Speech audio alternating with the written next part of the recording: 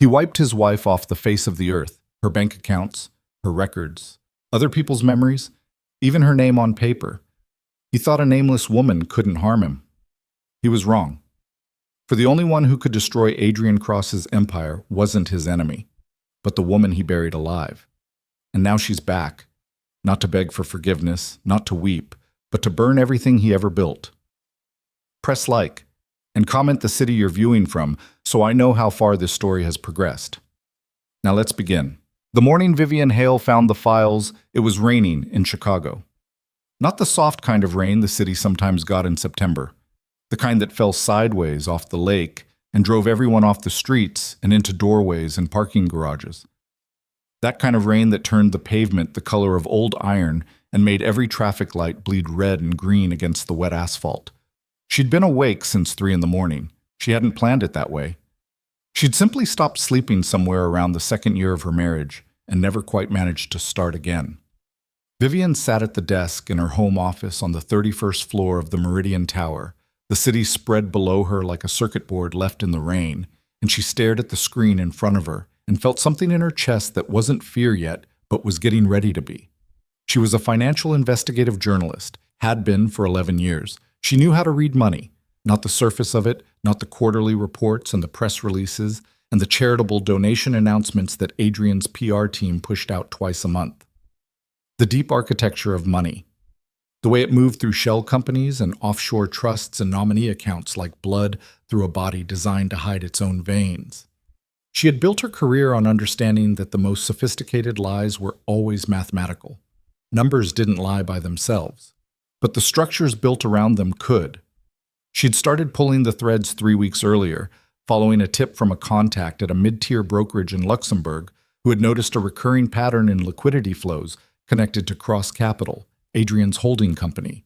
She'd followed it out of professional habit more than suspicion. She told herself that.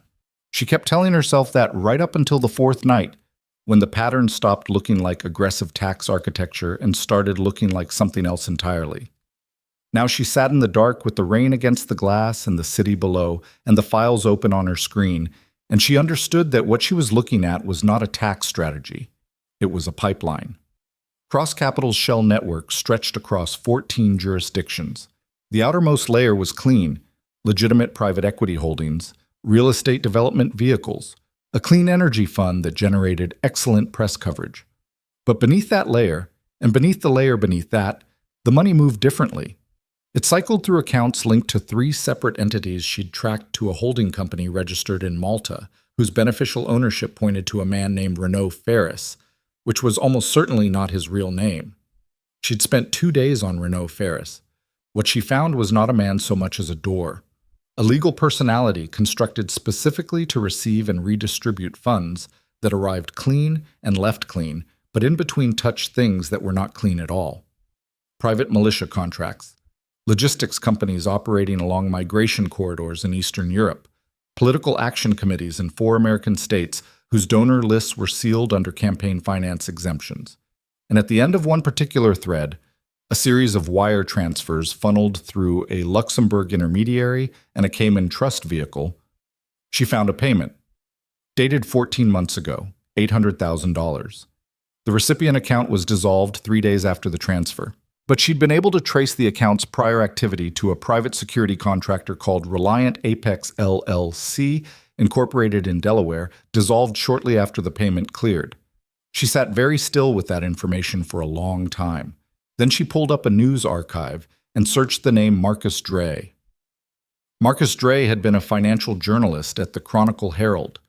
2 years ago, he'd published the first of what he'd announced would be a 3-part investigation into undisclosed political contributions in Illinois. He published the first installment. He never published the second.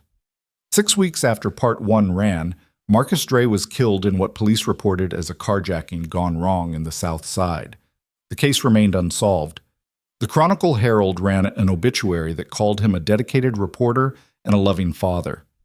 Vivian closed the archive tab. She sat in the dark and listened to the rain and did not move for 7 minutes. Then she picked up her phone and called Adrian. He answered on the second ring, which meant he wasn't asleep either. Adrian Cross rarely slept more than 5 hours. He told her once that sleep felt like wasted time, that the world moved while you had your eyes closed, and you could never fully trust a world you hadn't watched. At the time, she'd thought it was the kind of thing high-functioning, ambitious people said. Now she heard it differently. "You're up late," he said. His voice was the same as always, smooth, unhurried, faintly amused the way it always was when he spoke to her, as if every conversation with his wife was something he was tolerating with great generosity. "I need to talk to you," she said. "Now?" "Yes." A brief pause. She heard him breathe. "Come to the study." She closed her laptop. She went down the hallway. The penthouse was 4,200 square feet, and it had always felt large, and now it felt enormous, in the specific way that spaces feel enormous when you understand something has shifted in them and you cannot identify all the exits. Adrian was in the study when she arrived. He was standing at the window in a dark robe, holding a glass of water, looking out at the rain and the city with his back to her. He was 44 years old, and he was still the most physically commanding man she had ever been in a room with. 6'2", broad-shouldered, with the kind of quiet physical authority that didn't require demonstration. His hair was dark and slightly silvered at the temples. His face, when he turned to look at her, was perfectly composed. "What is it?" She put her laptop on his desk and opened it. She showed him the Shell network, the pipeline, the Malta holding company, the Reliant Apex payment, the timeline that placed it 14 months before Marcus Dre was killed. She showed him all of it.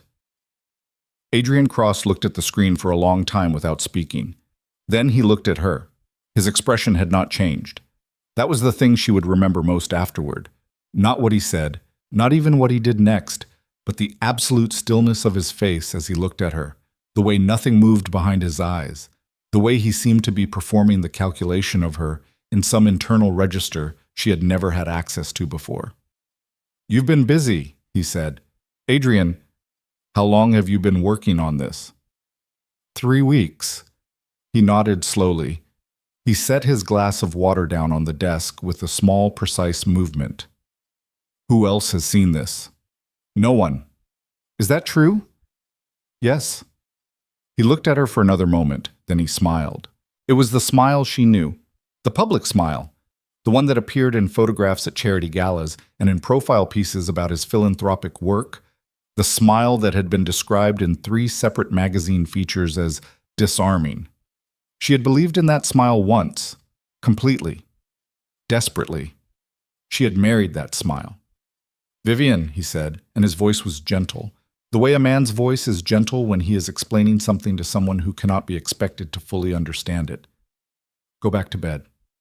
She stared at him. "I want to know what this is. It's nothing that concerns you." "It concerns Marcus Dre." Something moved in his eyes then, just for a fraction of a second, a flicker, cold and fast, and then gone, like a fish turning in dark water. "Marcus Dre died in a robbery," Adrian said. "There's a payment. Go to bed." The way he said it the second time was different, not louder, quieter, if anything, but it arrived differently in her body, not through her ears, but somewhere lower, somewhere older, the part of the nervous system that was not interested in the logic of situations, but only in their danger.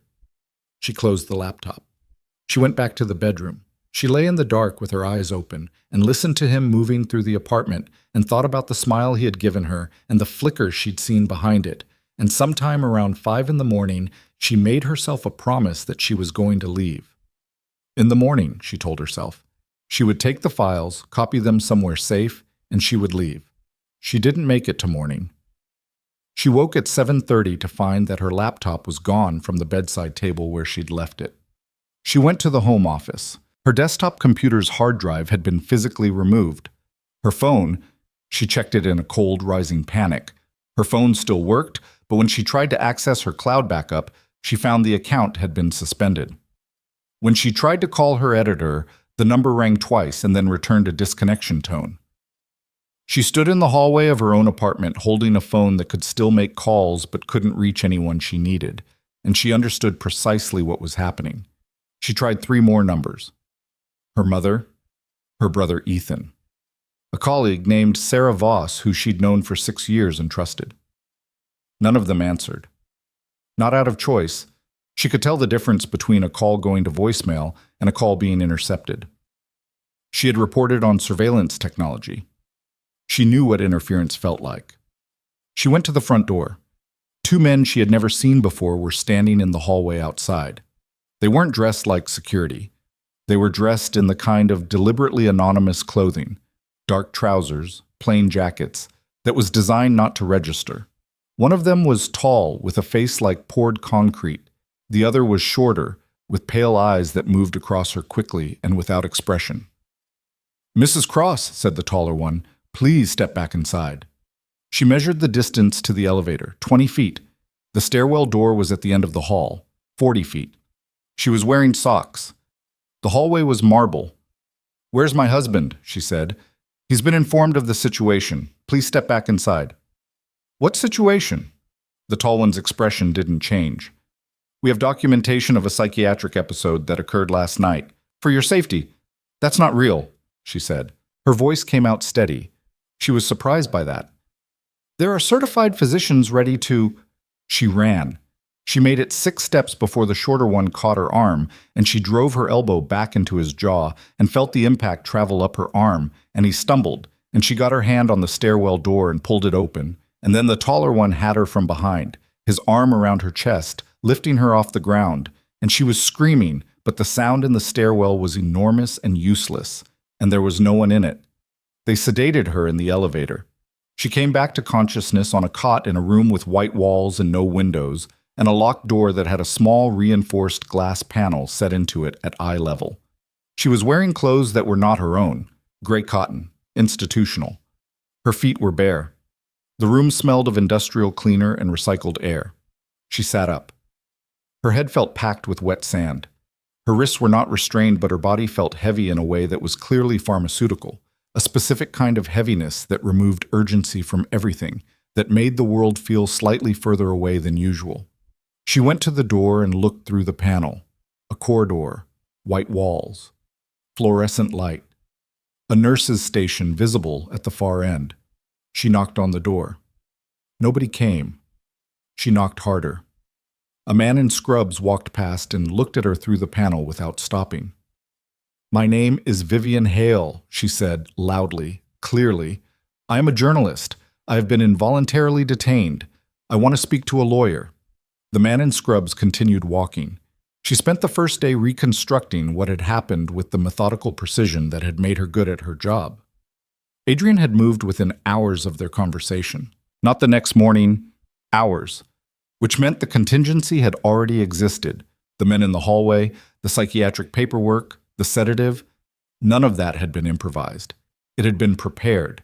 He had prepared it before she ever walked into his study with the files, which meant he had known she was coming, or had known she might come, or had constructed this as a standing contingency against the possibility that she might eventually become a problem.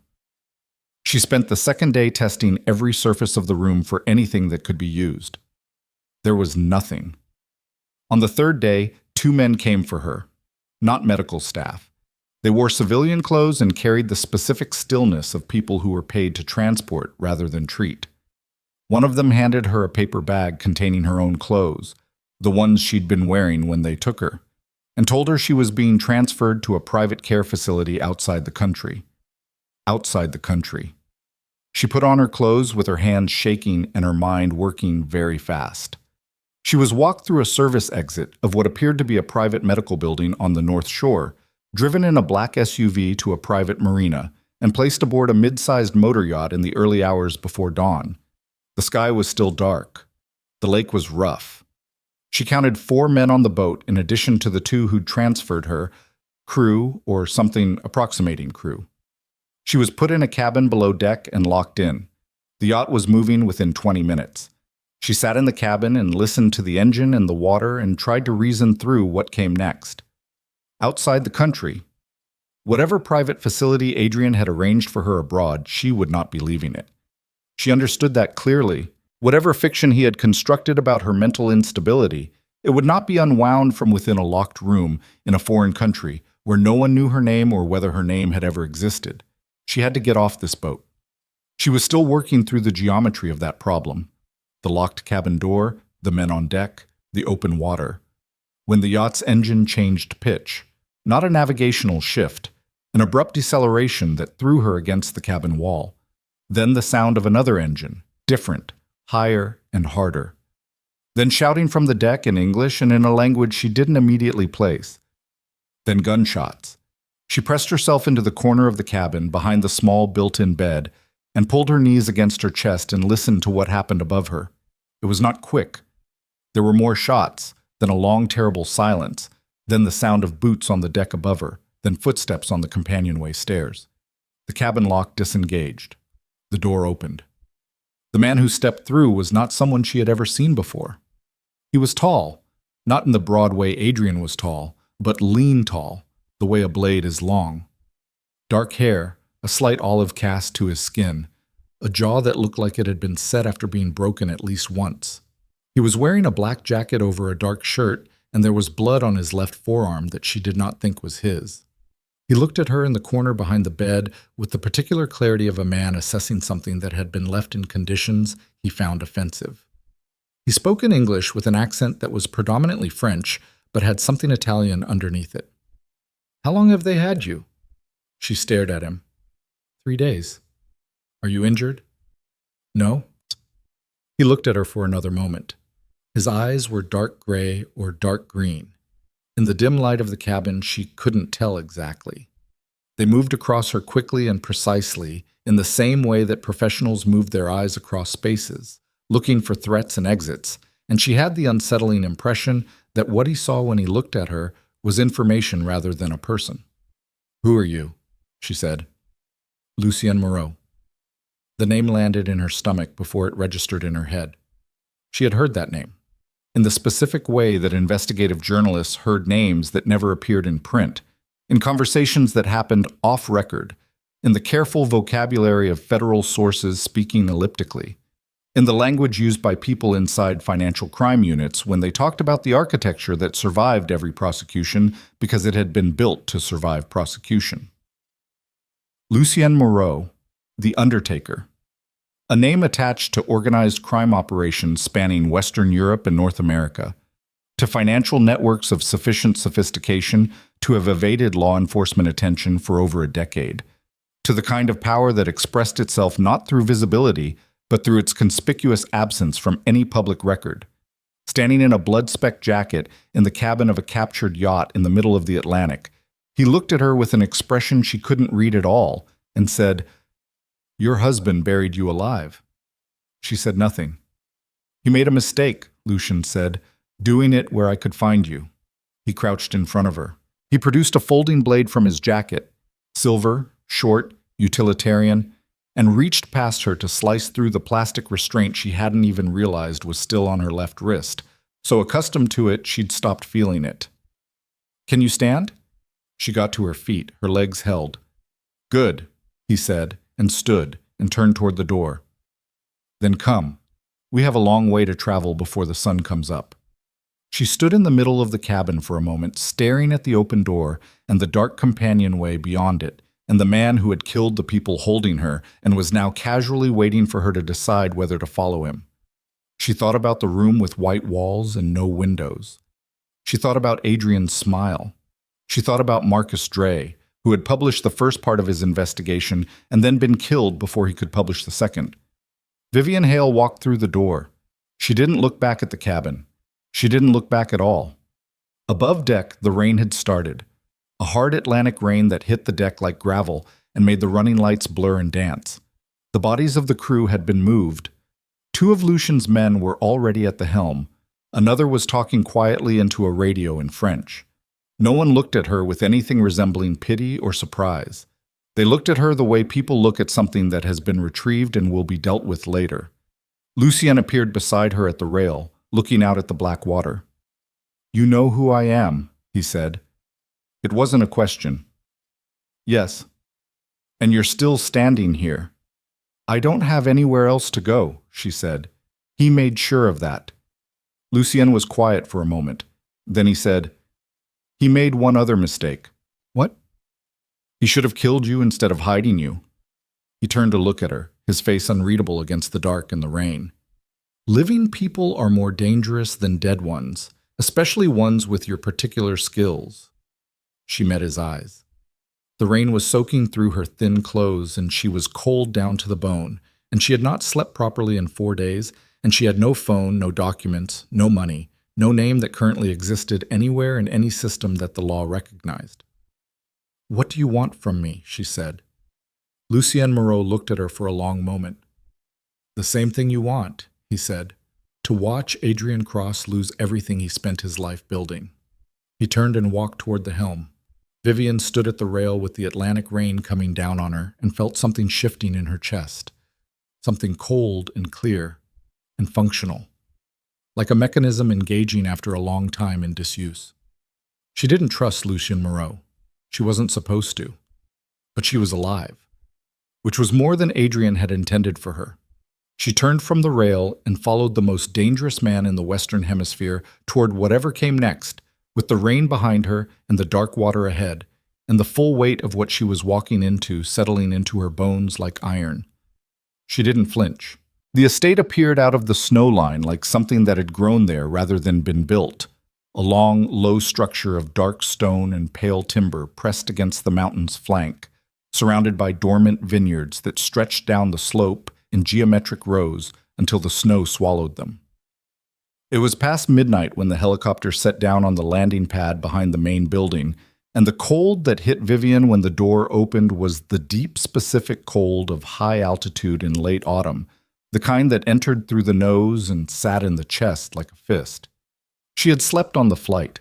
She hadn't intended to. Her body had simply made the decision without consulting her, the accumulated exhaustion of 4 days with almost nothing overriding whatever vigilance she was trying to maintain.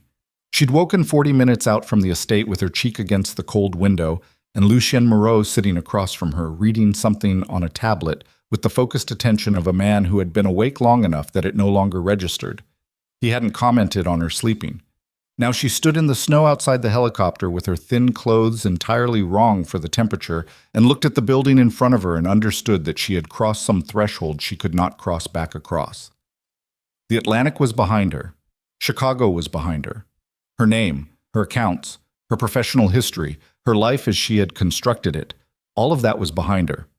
What was in front of her was a fortified estate in the mountains outside Montreal, belonging to a man who moved criminal money across 3 continents and had, for reasons she did not yet fully understand, just pulled her out of the mechanism her husband had built to disappear her. A woman came out of the building to meet them. Late 40s, compact and precise in her movements, with close-cropped gray hair, and the kind of face that had been weathered into something permanent. She handed Vivian a heavy wool coat without speaking, which Vivian put on immediately because she was shaking. "Marta," Lucien said to the woman, "room 4. Get her what she needs." The woman, Marta, looked at Vivian with a flat professional assessment and said, "This way." The inside of the building was warm and spare.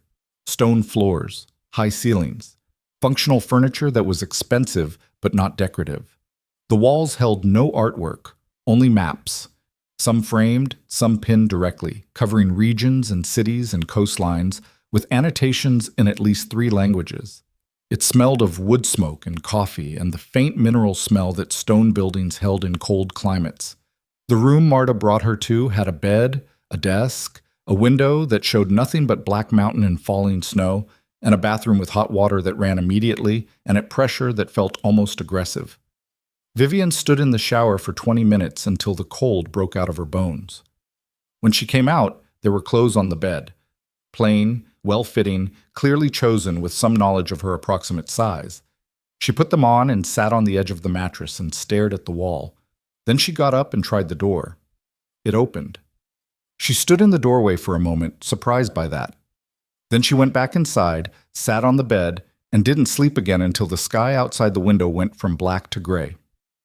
Lucien gave her 3 days, 3 days in which he left her largely alone. Food appeared at intervals. Marta materialized occasionally to show her the location of things she might need, and the grounds of the estate proved to be accessible to her without escort.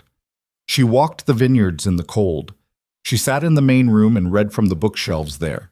History, economics, legal theory in 3 languages, and several technical volumes on financial architecture that she suspected were not academic purchases. She watched the staff. There were maybe a dozen of them visible at any given time, and she knew there were more she wasn't seeing. The men at the perimeter were not pretending to be gardeners or groundskeepers. They carried themselves with the specific economy of trained people who had agreed to be visible as a deterrent. On the morning of the fourth day, Lucien came to find her. She was in the East Room, which was functionally a library, sitting at the long table with a cup of coffee gone cold in front of her. She'd spent the morning reconstructing, from memory, as much of the file structure she'd found on Adrian's network as she could, writing it out longhand on paper she'd found in the desk, because she didn't yet have access to anything with a screen. She had 11 pages when Lucien appeared in the doorway. He looked at the pages. He looked at her. "You've been working," he said. "I have good memory for numbers." He came into the room and sat down across from her, not glancing at the pages, keeping his eyes on her face. He was wearing dark trousers and a gray shirt with the sleeves rolled back, and he looked, in the morning light, somewhat less like the figure from federal surveillance files, and somewhat more like a man who had been awake since before dawn and didn't consider that unusual. "We need to talk about why you're here," he said. "I know why I'm here." "Tell me." She met his eyes. "Adrian buried me because I found the pipeline. You pulled me out because I'm the only witness who can reconstruct it from the inside. You need me to destroy him, and I need the resources to survive long enough to do it. That's the arrangement." Lucien was quiet for a moment. "Mostly correct." "What's the part I'm missing?" He leaned back in his chair and looked at her with that unreadable expression she was beginning to recognize as his default. Not cold exactly, but evacuated of anything that could be read as soft. "Adrian Cross and I have history. I know, you helped him build the shell network." Something moved in his face. Slight, like a shift in light. "You know that." "I found traces in the original architecture. The Malta vehicle had fingerprints on it that matched work I'd previously seen attributed to a European operator. I didn't have a name at the time. I do now." He studied her. She didn't look away. "What he did," Lucien said finally, "went beyond business." He paused. The pause was not dramatic. It was the pause of a man deciding how much to spend. When Adrian decided to cooperate with federal investigators to eliminate his competitors, he gave them specific operational information that should have been protected under our arrangement. Another pause. 4 of my people were killed in the resulting operations. My brother was imprisoned. He died there 18 months later. The room was very quiet. Outside, the wind moved through the vineyards. "I'm sorry," Vivian said. "Don't be." His voice was flat. "It's not your debt." "I know. I'm still sorry." He looked at her for a long moment without speaking. Then he said, "I want him destroyed. Not killed. Killing him is too clean and too private. I want the architecture exposed. I want his name attached permanently to what he is. I want him to watch everything he built collapse while he's still alive to see it." Vivian picked up her pen. "Then we want the same thing." "Yes." She looked at her 11 pages of reconstructed data. "I need equipment, secure, clean, and I need to know what access you have to the original network documentation from when you were building it." "What specifically?" "Beneficial ownership records for the Malta vehicle and the 2 Cayman trusts. Pre-construction documentation, the kind that shows the intent of the structure before the legitimate holdings were layered over it. If that documentation still exists anywhere, it's the foundation of everything." Lucien was quiet for a moment. Then he said, "It exists." "You kept it." "Against exactly this eventuality." She set the pen down. "You've been waiting for this." "I've been preparing for it," he said. "There's a difference. Waiting is passive." He stood up from the chair. "I'll have equipment brought to you today. Encrypted, air-gapped, where necessary. Marta will walk you through the security protocols." He moved toward the door. "You'll need other skills as well, not just research." "What kind of skills?" He stopped in the doorway and looked back at her. "The kind that keep you alive when this stops being quiet." He left.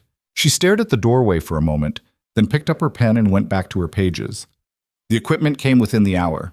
2 laptops, a satellite-independent communication device, a portable server unit, and a collection of external drives that Marta placed on the table with the careful movements of someone handling something important.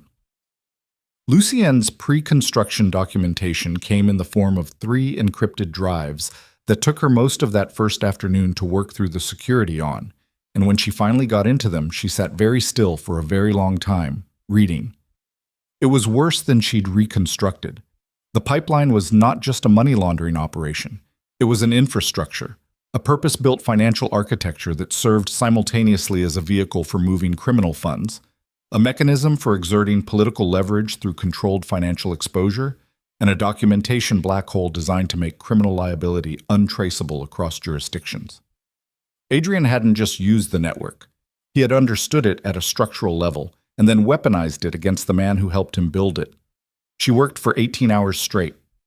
When she finally stopped, her eyes ached and her back had locked up, and the cold coffee from that morning was still sitting next to the keyboard.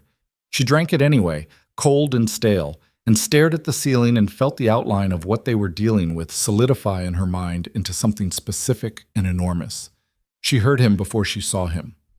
Footsteps in the corridor, not trying to be quiet, stopping outside the open door. "You should sleep," Lucien said from the doorway. "So should you." He came in and looked at the screens without approaching the table, respectful of the work in a way she hadn't expected from him. "What did you find? Beyond what I already knew?" She leaned back in her chair and rolled her neck until it cracked. The pipeline has 3 active political leverage positions that he's been maintaining for at least 4 years. I can see the structure of the exposure. He's been feeding controlled financial information to at least 2 sitting senators who are now effectively compromised. He doesn't use it aggressively. He uses it as insurance. Against prosecution. Against everything. Any investigation that gets too close gets quietly redirected. Any journalist who gets too close... She stopped. "Marcus Dre," Lucien said. "He's not the only one. There are 2 others in the documentation. The payments are more obscured than the Dre payment, but the pattern is identical." Lucien sat down across from her. In the low light of the room, with the snow falling outside and the screens throwing blue light across the table, he looked less removed than he usually did. Still hard, still carrying whatever particular weight he moved with permanently, but present in a way that felt different from their earlier conversations. "How long to build a case that survives public exposure, but?" he asked. "A real case? With documentation that can't be immediately discredited?" She thought. 6 weeks minimum, probably 8. We may not have 8. Why? He was quiet for a moment. The footage of the yacht interception was recovered. By whom, I don't yet know. Either Adrian's people or federal assets watching his people. Either way, Adrian now knows I have you. The information settled into her like cold water. "When did you find out?" 2 days ago. She looked at him. "You didn't tell me. You needed to work without panic. That's not your call to make." His eyes met hers. "In this house, in matters of operational security, it is." She held his gaze and felt the specific kind of anger that came not from hostility, but from the friction between 2 people who were both accustomed to controlling their own circumstances. It was not the same as the rage she felt when she thought about Adrian. This was cleaner, more honest. "Don't do that again," she said. He held her gaze for a moment longer. Then, with something that was not quite an acknowledgement, but was the closest thing to one she'd seen from him. "Understood." The next 2 weeks were a specific kind of intense that Vivian had no previous framework for. Mornings were for the financial architecture. She worked the documentation with the systematic focus she'd spent 11 years developing, building a cross-referenced evidence map that could be navigated by journalists, prosecutors, and investigators simultaneously. Lucien reviewed her work each evening, not correcting it, but asking questions that sharpened it, drawing on his knowledge of the network's construction to fill gaps she couldn't see from the outside. Afternoons were different. Lucien had been serious about the other skills. He had a man on staff, a former French military intelligence operator named Devereaux, who was compact and gray-haired and spoke to Vivian with the patient clarity of someone who understood that learning under pressure was faster than learning under comfort. Devereaux taught her movement, how to clear a room, how to move in a building without being the loudest thing in it, how to assess a space for threat before entering it.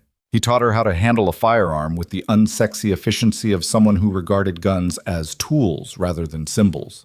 He taught her surveillance recognition, the visible signatures of a follow, the way a professional watch was structured, the specific ways in which she was already being looked for. She was a fast student, not because she had natural aptitude for violence, she didn't particularly, but because the alternative was the White Room. The alternative was Adrian's smile. That particular combination of motivation and memory made the learning go fast and deep and stay there.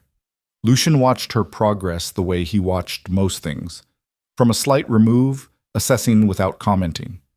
Twice she caught him watching her on the range, when he thought she wasn't aware of him, and both times his expression was something she couldn't immediately name. Not pride, not exactly, something more complicated. The tension between them was not a slow build. It had arrived fully formed and simply been present. The constant low-level charge of two people who were smart enough to understand each other's danger and honest enough not to pretend otherwise. It expressed itself in the particular way their arguments ended. Not with resolution, but with a kind of mutual recognition. Two people who had agreed without words to push against each other, because neither could afford to stop. 3 weeks in, they fought properly for the first time. She had been working on the political exposure documentation, building the case around the two compromised senators, when she found something she hadn't been looking for. A corporate filing, archived and partly obscured, connecting one of Lucien's own shell vehicles to an intermediary that had, in a later incarnation, under different nominal ownership, appeared in the pipeline she was documenting. A tenuous connection, but a connection. She brought it to him that evening. He looked at the documentation for a long time without speaking. "This is from 5 years ago," he said. "I know. The vehicle was dissolved after the Adrian situation." "I know that too." He set the papers down. What are you asking?" "I'm asking whether there are connections between your current operations and Adrian's network that I don't know about. Because if I build a case and there are threads I haven't been told about, when those threads surface, and they will surface, the entire case collapses, and Adrian's lawyers spend the next decade arguing that the evidence was constructed by his organized crime rival as a hit job." Lucien looked at her. "You're asking if I'm using you. I'm asking if there are things you haven't told me that will destroy the work. Those aren't the same question. Answer both." The silence was long. He stood and moved to the window and looked out at the snow-covered vineyard and the dark mountain above it. When he turned back, his expression was the most unguarded she had seen it. "There are elements of my current operations that overlap jurisdictionally with territory Adrian's network touched," he said. "Not structurally, not operationally, but in the way that any two large criminal operations in the same market will have proximity. I did not tell you because the overlap is not material to the case you're building, and because telling you would have required conversations about my operations that are not your concern. Everything is my concern if it burns the case. It won't burn the case. You can't promise that." "I can promise it from my end," he said. "What prosecutors and journalists do with proximity is their jurisdiction, not mine." She stared at him. "That's a very careful answer." "Yes. You're very careful. I'm alive," he said. "In my line of work, careful and alive are the same word." She picked up the papers and held them and looked at him, and felt the weight of where she was and who she was standing in front of, and the distance between the life she had lived a month ago, and this room, in this mountain, and this man with blood on the history of his hands, and an 8-year vendetta burning quietly behind his eyes. "I need you to be straight with me," she said. "Not just careful, straight.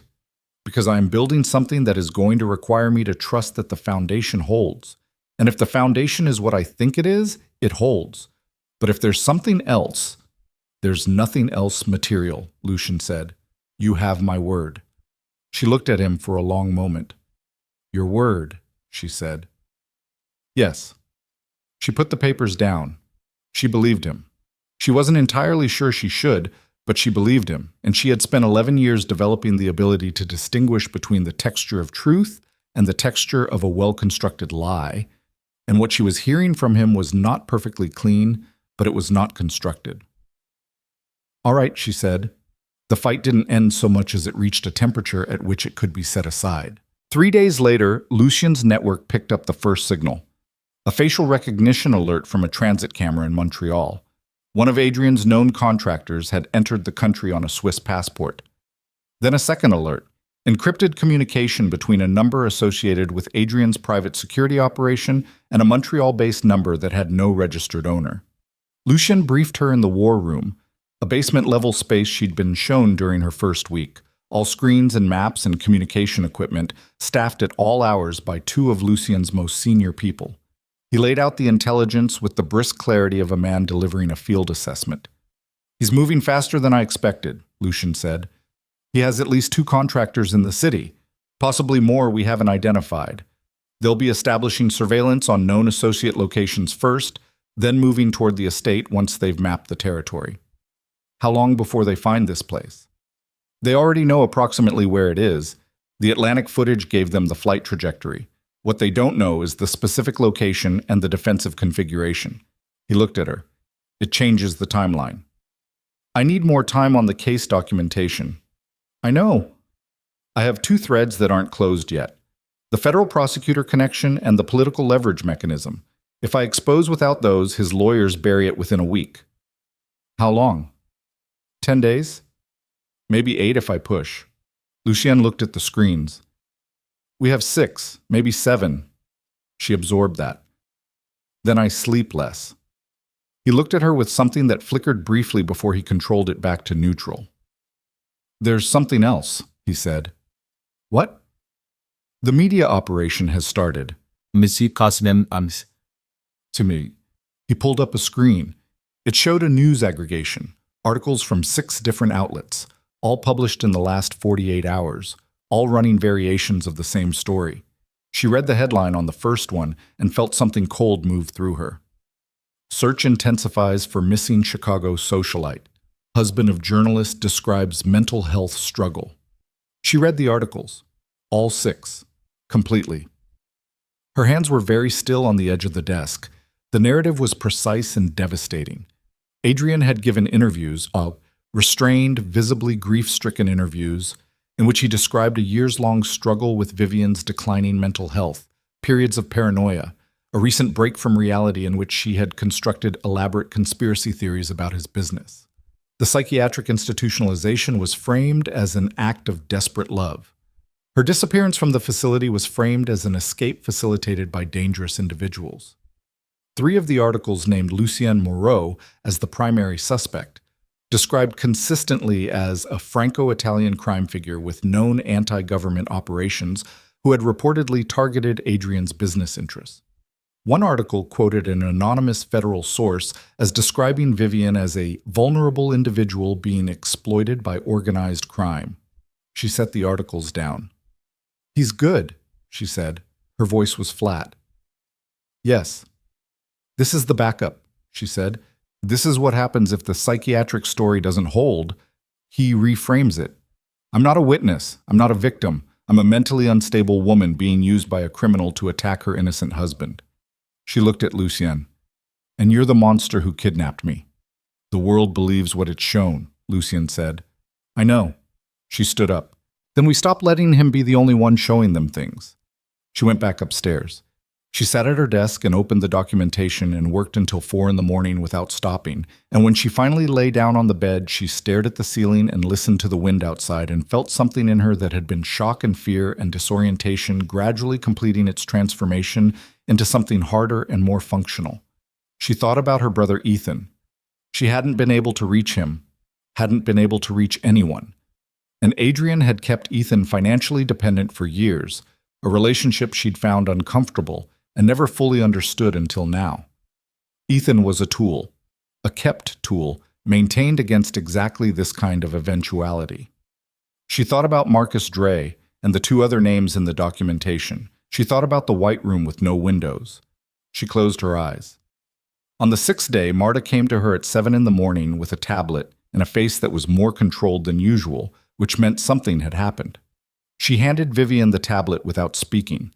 It was a video. 38 seconds. Shot on what appeared to be a phone camera, the image slightly unstable, A room she didn't recognize, exposed brick, a single overhead light, a wooden chair. And in the chair, wrists bound in front of him, a cut above his left eye that had bled down his cheek and dried. Ethan. He was alive.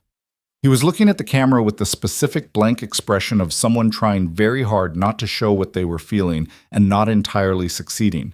There was no audio on the video, but at the bottom of the frame, someone had placed a piece of paper on which a message had been written in black marker. The message said, "You know what to do." Vivian sat very still with the tablet in her hands and the video playing on loop. Ethan in the chair, the dried blood, the message, and felt the entire architecture of the plan she had been building tilt on its axis. She was downstairs in the war room in 4 minutes. Lucien was already there. He'd seen the video. His people had intercepted the transmission simultaneously with its delivery to her. He was standing at the central screen with his back to her when she came in, and when he turned, his expression was the most controlled she had ever seen it, which meant he was very angry. "They have my brother," she said. "I know." "How long has Adrian had him?" Based on the transmission metadata, the video was recorded 8 hours ago. He looked at her. He held it, waited for maximum impact. "He wants me to come back. He wants me to make a move," Lucien said. "Specifically an aggressive move, mobilizing assets, crossing into his territory. That triggers federal jurisdictional authorization he's already arranged for. It destroys my operation and gives him a war he can present as the reason his legitimate business has been targeted." He turned back to the screen. "He's not stupid." "No," she said. "He's not." She stood in the center of the war room with the screens showing satellite feeds and network monitors and financial data streams, and she thought about Ethan in that chair with the dried blood on his face, and she thought about what Lucien had just said, and she understood the trap with the clear, cold precision of someone who had spent 11 years learning how powerful men constructed systems. Adrian didn't just want her back. He wanted Lucien to come get her. He wanted a war. She thought for a very long time. Lucien's people moved quietly around her, speaking into headsets, watching screens. Lucien himself stood at the window of the war room that looked out over the snow-covered estate and said nothing, waiting for her to finish thinking. "I have to go to Chicago," she said. The room went very quiet. Lucien turned from the window. "No. Not the way he's expecting.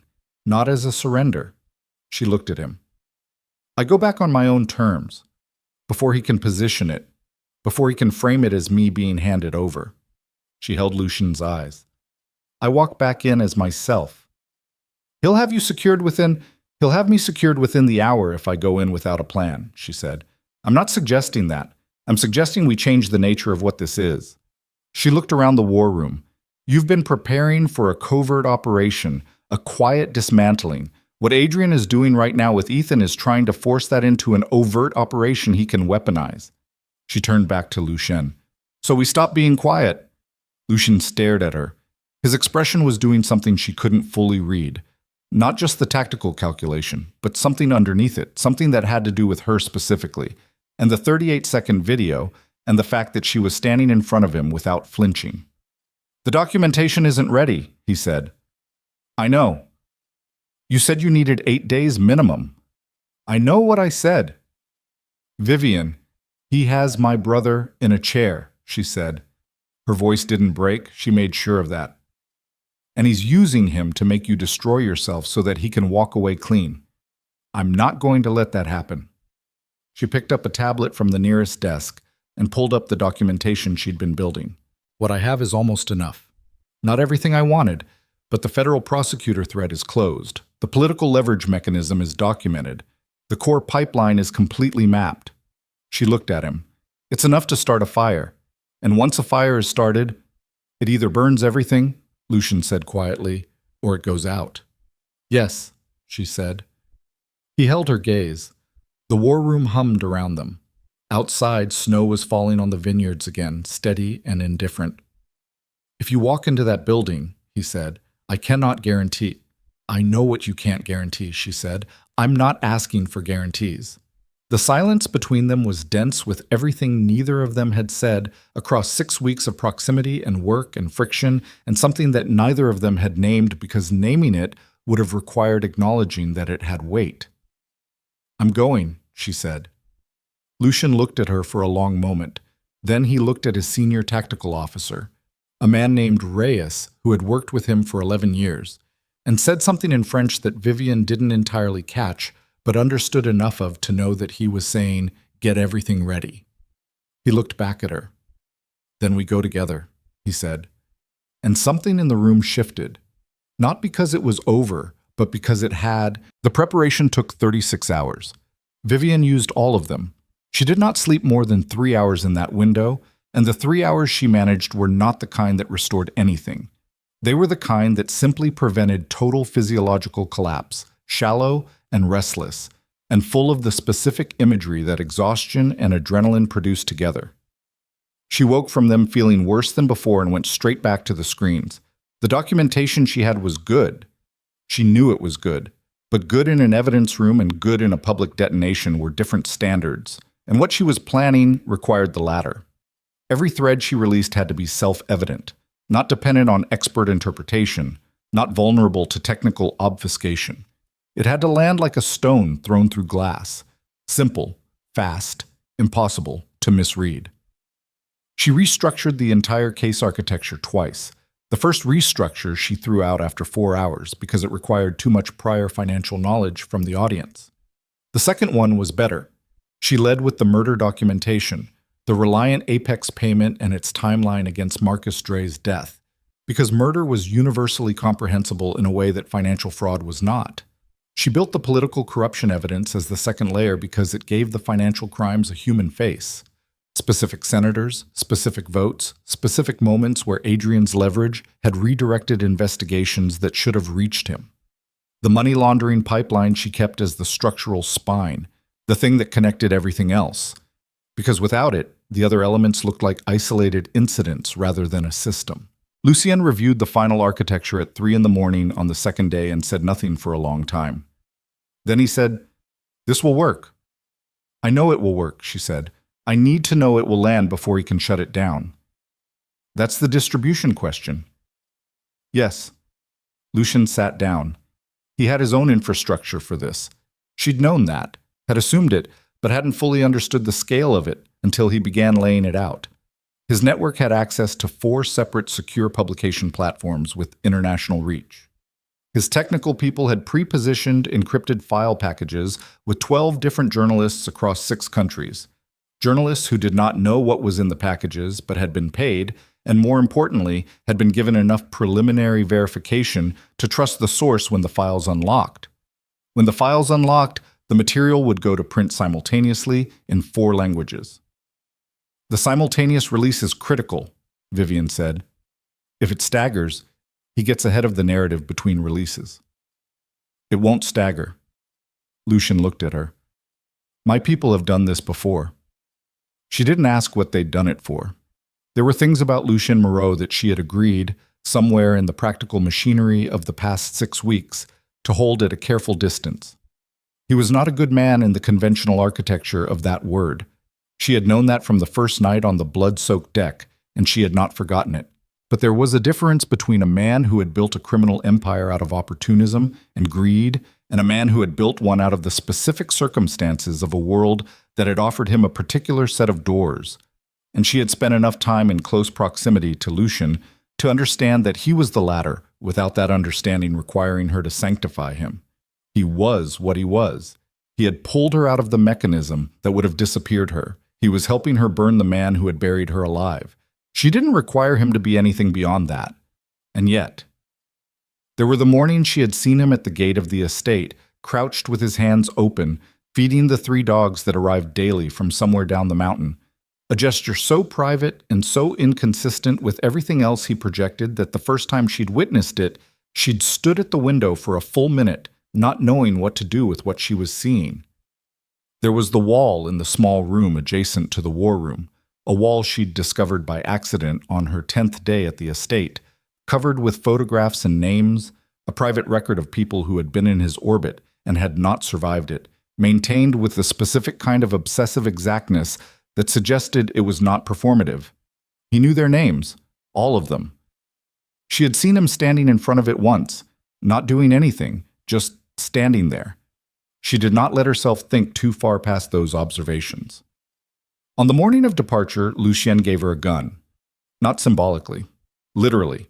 He placed it on the table in front of her during the final briefing, a compact 9mm with a good balance, already loaded, already checked. He placed it beside it, a holster designed for concealment under a jacket. "Do you remember what Devereaux taught you?" he said. "Yes." "Tell me." She looked at him. "Last resort, both hands. Don't point it at anything I'm not prepared to follow through on." "Good." He pushed the gun toward her. She put it in the holster and adjusted it under her jacket and felt the weight of it settle against her ribs in a way that was strange and factual at once. Around the table in the war room, Lucien, Reyes, a woman named Halza, who ran the technical operation, and Devereaux, who had said almost nothing during the briefing but whose eyes had not stopped moving. The plan was outlined. The distribution package was set to release on a timer that could be triggered remotely and also had a dead man mechanism. If no one stopped it within a specific window, it released automatically. This had been Vivian's condition. "If I'm taken," she said, "the files go out anyway." "Yes," Lucien said, "and if you're taken—" "The same," she looked at him. "Then we both understand the stakes are absolute." "We've understood that for 6 weeks," he said. The flight to Chicago took 4 hours. They traveled in 2 separate vehicles from the estate to a private airfield, and from there on a chartered aircraft that held Vivian, Lucien, Reyes, and 2 additional men whose names she had not been given. The aircraft was clean. No registered flight plan connecting to their real origin, routing through an intermediate stop that made the final destination look domestic. During the flight, Vivian sat by the window and looked at the dark landscape below and felt the specific pre-storm quality of a moment that was about to become irreversible. She had made irreversible decisions before in her career. The decision to publish a piece that had ended a congressional career. The decision to pursue a source her editor had told her to drop. Those decisions had felt significant at the time. They felt like nothing compared to this. Lucien sat across the aisle, not speaking, not working, just present in the contained way that she had noticed he was present before operations. Not tense exactly, but gathered, everything pulled inward and held there. "When this is over," she said quietly, "what happens to you?" He looked at her. "What do you mean?" "The files include the original network construction documentation. Your fingerprints are on the architecture." "I'm aware of that." "If prosecutors follow those threads, they'll follow them," he said. "They have been following them for years. What changes is that Adrian is no longer in a position to redirect the investigation away from himself and toward me. That's not the same as being safe." "I've never been safe," he said. "That's not a condition I've operated under for a long time." She looked at him. "Doesn't that—" She stopped. "What? Doesn't that bother you?" He considered the question with genuine attention rather than dismissing it. "It used to," he said. "When I was younger, I believed I was building towards something that would eventually become stable, a position from which I could operate without constant threat." He looked out the window at the dark. "That's not how it works. Stability in my world is not a destination. It's a condition that requires continuous maintenance and is always one decision away from collapse." "That sounds exhausting." "It is," he said, and the simplicity of the admission was more disarming than anything else he could have said. She looked at his profile against the dark window and felt the weight of everything she had agreed not to think about pressing against the agreement. "Lucien." He turned. She didn't say anything else. There was too much in the way. The operation ahead, the exhaustion, the gun against her ribs, Ethan in the chair. Too much in the way to say anything that would have been worth saying, and she knew it. He seemed to know it too. He reached across the aisle and put his hand over hers on the armrest. Not a romantic gesture, or not only that, but the specific gesture of 2 people who have agreed to walk into something dangerous together and are acknowledging the agreement with their bodies because words are insufficient. She turned her hand over and held his, for approximately 90 seconds, which was all the time either of them allowed it. Then she let go and looked back out the window, and they didn't speak again until the aircraft began its descent. They landed at a private field outside the city at 11:40 at night. Cars were waiting, arranged through Lucien's Chicago contact, a man named Ortega who met them at the field's edge with 3 vehicles and very few words. The city's light pollution was already visible to the south, that particular amber glow that large cities put into the low sky. Vivian had lived under that glow for 14 years. It looked different from the outside.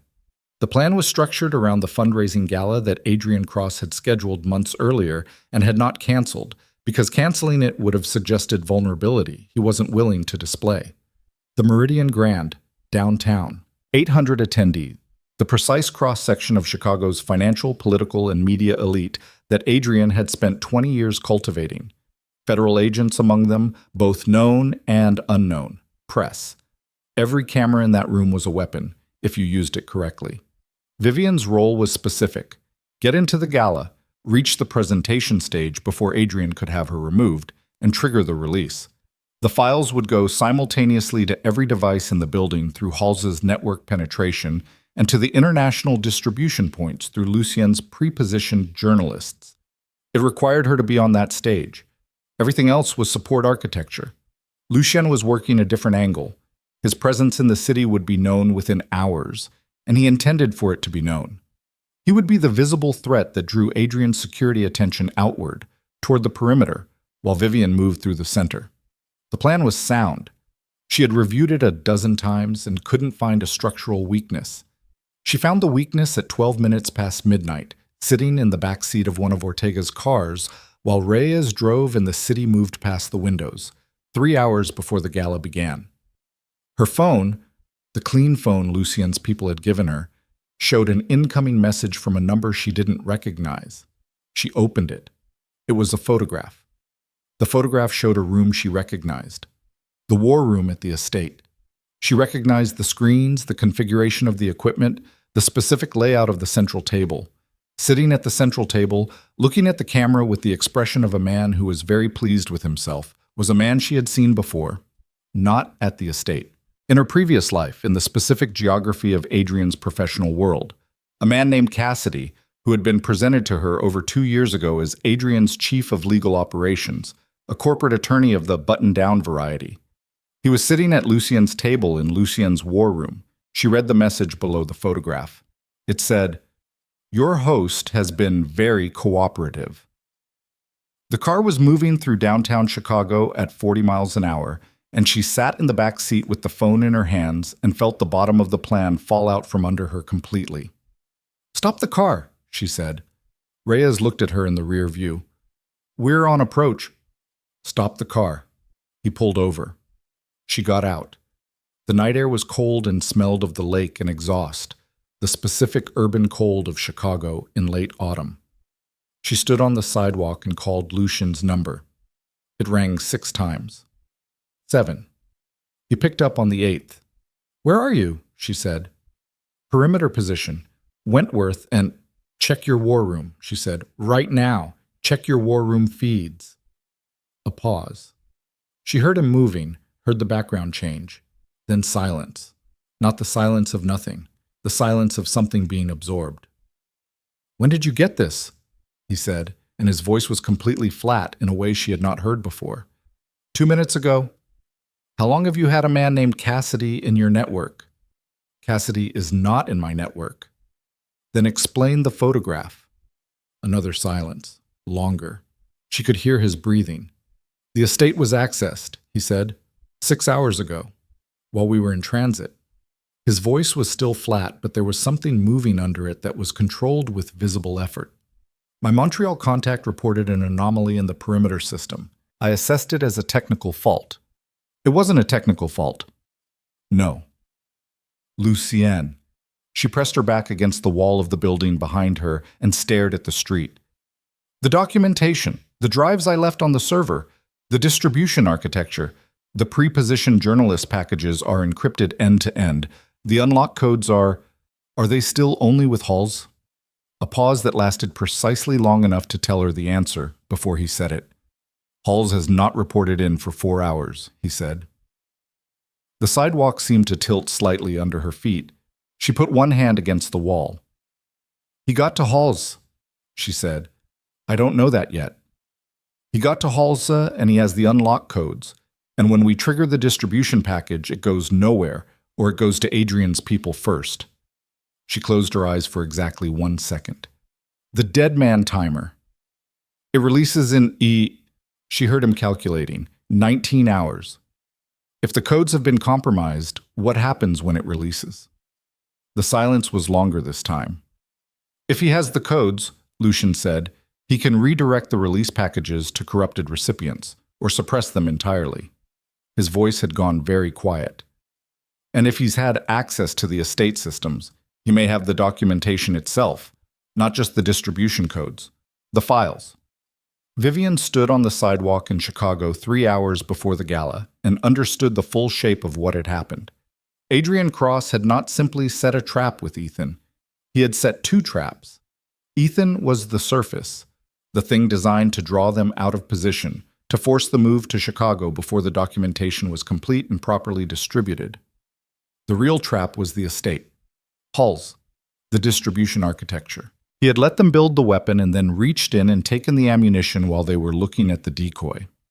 She had built the case for 6 weeks. She had reconstructed the entire financial architecture from memory and Lucien's source documents and built it into a structure designed for simultaneous international release, and it was sitting on compromised servers with compromised distribution codes in the hands of the man it was built to destroy. She wanted to put her back against the wall and slide down it and stop moving. She didn't. She pushed herself off the wall and started walking. "Reyes," she said into the phone, "I need to know if you still have a clean copy of anything from the server." Reyes was silent for a moment, then, "I have the briefing packages from the first 2 weeks. Hard copies. In the car." "That's not enough for full exposure." "No." "What about the dead man mechanism itself? Can we accelerate the trigger?" "If Halsa is compromised, the trigger may be. Can we accelerate it or not?" Reyes said, "I need 40 minutes and a connection I trust." She stopped walking. "You have 20. She got back in the car. Lucien was on the phone with her continuously for the next 14 minutes while she sat in the back of the car with Reyes working on a laptop in the front seat and the city moving past the windows. Lucien was pulling his remaining network assets, the ones who hadn't been positioned through halls, to assess the damage. What he found, as he found it, he told her without softening it. Halsa had been turned 3 weeks earlier, not by direct threat, by financial compromise, a debt that Adrian's people had acquired and leveraged quietly, a vulnerability that Lucien had not known about because he had trusted Halsa with the specificity of someone who had worked alongside them for 6 years and stopped checking beneath the surface. The documentation files on the estate server had been accessed and copied 40 hours ago. Not all of them. The access had been partial, limited to what could be retrieved in the window available. But the core pipeline documentation, the Reliant Apex payment records, the political leverage files, those were gone. Adrian Cross had the evidence. He knew exactly what she had and how she had structured it. "He knows our entire play," she said. "Yes. He'll have countermeasures prepared. The moment we try to push anything out, he suppresses it or discredits it. He has the original files and he can claim fabrication, claim his estranged, criminal-connected wife manufactured evidence. Yes. Lucien." She heard something in her own voice that she did not like, the specific frequency of panic beginning to organize itself beneath the surface of her control. She crushed it. "Talk to me." He was quiet for 3 seconds. 4. She counted. "We still have one thing he doesn't," Lucien said. "What?" "You." She stared at the seat in front of her. "The documentation can be disputed," he said. "Financial records, chains of custody, source credibility. All of it can be contested in the media cycle for months, long enough for him to survive." His voice was measured and hard. "But you are a living witness. You were inside his life, inside his operation for 2 years. You were institutionalized on fraudulent psychiatric paperwork. You were being transferred offshore on a private vessel when his people were killed." He paused. "You are the evidence that cannot be put on a server and stolen. I'm one person. You're his wife. In front of cameras, in that room, with what you know, one person is enough to start something that can't be stopped." She looked out the window at Chicago passing around her. The buildings she had worked in, the streets she had walked, the city that had been her life for 14 years and that had watched her disappear into a white room without asking a single question. "If I go in there without the documentation," she said, "he'll have me arrested or removed within minutes. Psychiatric hold. He has the legal infrastructure in place. We need to give the room something they can see," Lucien said. "Something immediate." Reyes turned in the front seat. "I have something." She looked at him. He held up the laptop. On the screen was a video file, 47 seconds. "This was in the briefing materials from week 2, not on the main server, on my local drive." He turned the screen toward her. She watched it. It was surveillance footage, the kind captured from a building security system, the timestamp in the corner showing a date 2.5 years ago. It showed a parking structure, 2 men standing beside a vehicle, one of them handing an envelope to the other. One of the men was Cassidy, Adrian's legal operator.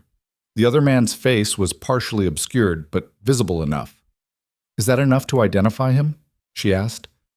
"With the right angle and enhancement, who is he?" Reyes was quiet for a moment.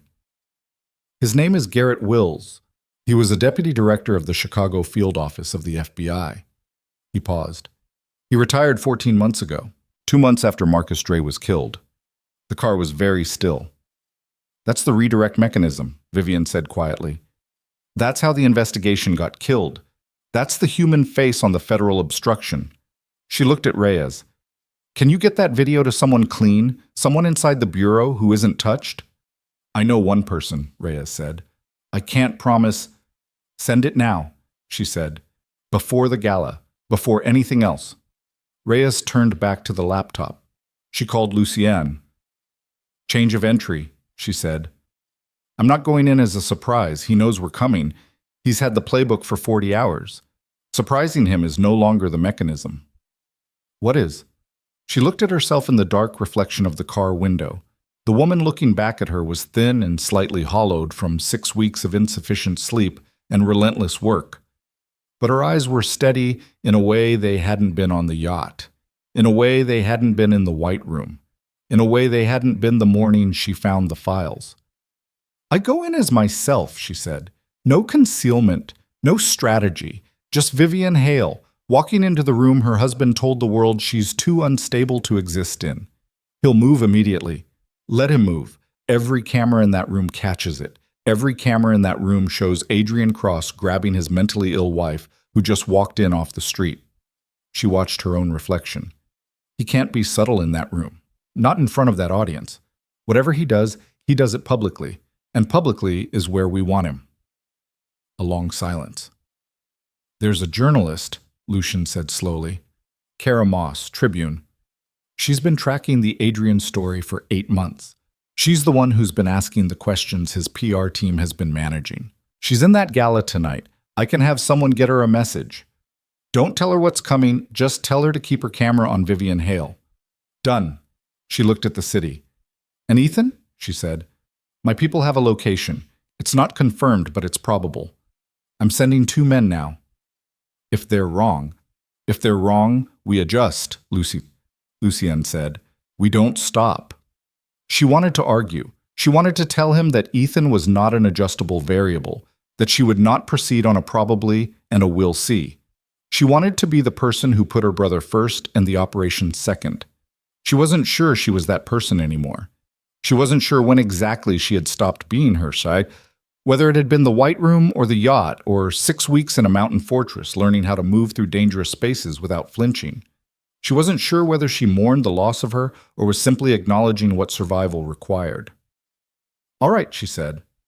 Reyes had finished sending the video file. He had an acknowledgement from his contact at the bureau, not a confirmation that anything would happen, but an acknowledgement that it had been received. It was 1:47 in the morning. The gala started at 8. She had 6 hours and 13 minutes. She found, sitting in the back of that car with the lake wind moving through the streets outside, and the city that had tried to forget her surrounding her on all sides, that she was not afraid anymore. She had been afraid in the White Room. She had been afraid on the yacht. She had been afraid on the plane coming into Chicago, in the specific preverbal way the body registers the proximity of something irreversible. What she felt now was different, cleaner. The fear had burned down to something underneath it that had no name she wanted to give it. A hard, functional clarity, the specific emotional weather of someone who has lost enough that loss no longer reads as deterrent. Adrian had taken her name, her accounts, her professional history, her freedom, her brother, and now her evidence. He had left her with her body, her memory, and Lucien Moreau. She looked at Reyes in the front seat. "I need clothes," she said. Something he'd recognize. Something she would have worn. She paused. Something that says, "I never stopped existing." Reyes nodded and picked up his phone. She stared out at Chicago and let the city look at her and thought about Adrian's face when she walked through those doors. The precise moment when the man who had spent 6 weeks telling the world his wife was a fragile, unstable ghost looked up from across the ballroom, and the dress was black silk. Reyes had found it through a contact who ran a high-end consignment shop in River North, a woman who asked no questions and accepted cash, and had the dress delivered to the car by 4 in the morning in a black garment bag that smelled faintly of cedar. It fit almost perfectly, slightly loose at the waist from the weight she'd lost in 6 weeks at the estate, but nothing that read as wrong from a distance. The neckline was right. The cut was right. It was the kind of dress that Vivian Hale had worn to 100 events in her previous life, and she stood in the back seat of the car in the pre-dawn dark of a parking structure in River North, and put it on and felt the silk settle against her skin like a second identity clicking back into place. She found the diamond necklace in the inside pocket of her jacket, where she had put it on the estate before leaving. Lucien's people had recovered it from a safe deposit box Adrian had maintained under a subsidiary name, one of the peripheral financial threads she'd identified in the first week of documentation work. The necklace had been a gift from Adrian on their second anniversary, 6 carats total, white gold setting, the kind of piece designed to be seen from across a room. She put it on. She looked at herself in the small mirror Reyes held up from the front seat. The woman looking back at her had shadows under her eyes and cheekbones that were sharper than they had been in September, and a stillness about her that was new. Not composure exactly, but the specific quality of someone who has stopped spending energy on fear because fear has been metabolized into something else entirely. She looked like Vivian Hale. She looked like someone Adrian Cross had told the world was broken beyond recovery. "All right," she said. They drove to the Meridian Grand in silence. The gala was already running when they reached the building at 8:47. The street outside was the controlled theater of a major Chicago fundraising event. Valets, town cars, the low sound of a string quartet filtering through the lobby glass. Camera crews from 2 local networks positioned at the red carpet entrance, managing the last of the arriving guests. The crowd had thinned to stragglers at this hour. The main body of 800 people were already inside. Reyes stopped the car half a block from the entrance. "Once you're inside," he said, "I can't get to you fast." "I know. Lucien's people are on the perimeter. If you need extraction, I won't need extraction."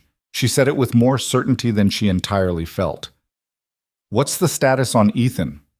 Reyes checked his phone. "Team is on location. They have visual on the building. No confirmation yet." She absorbed that. "Tell them to move when they have confirmation, not before." "Understood." She reached for the door handle, stopped. "The bureau contact," she said. "The video." "He confirmed receipt 40 minutes ago. Whether it moves tonight, it moves or it doesn't," she said. "We proceed either way." She got out of the car. The night air hit her immediately. 41 degrees, the lake wind coming through the canyon streets with the specific knife-edge quality of Chicago in November.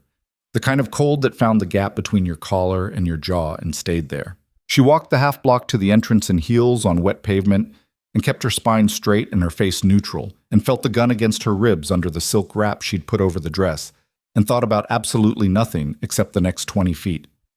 The red carpet was unattended at this hour. She walked past the camera crews without acknowledgement. One of the network cameramen looked at her twice. She saw it in her peripheral, but didn't follow. Not yet. The lobby doors opened on her approach. The lobby of the Meridian Grand was white marble and gold light, and the muted roar of 800 people gathered in a ballroom off the main corridor. There were two security personnel at the inner doors, not hotel staff, private. She recognized the configuration from the men who had stood outside her apartment 3 months ago. Same anonymous clothing, same careful stillness. One of them moved to intercept her. "Your invitation?" "I don't have an invitation," Vivian said. "I'm the host's wife." The man looked at her. She watched him place her face against the photographs he had certainly been shown. The photographs from Adrian's media campaign, the concerned husband narrative, the missing unstable wife. She watched the recognition happen. She watched him reach for the radio on his hip. She walked past him. He grabbed her arm. She stopped. She looked down at his hand on her arm and then up at his face and said very quietly, "There are 2 television cameras outside that building, and you are currently on film grabbing Adrian Cross's wife in the lobby of a public venue." She held his eyes. "Let go of my arm." He held for 3 seconds. Then he let go.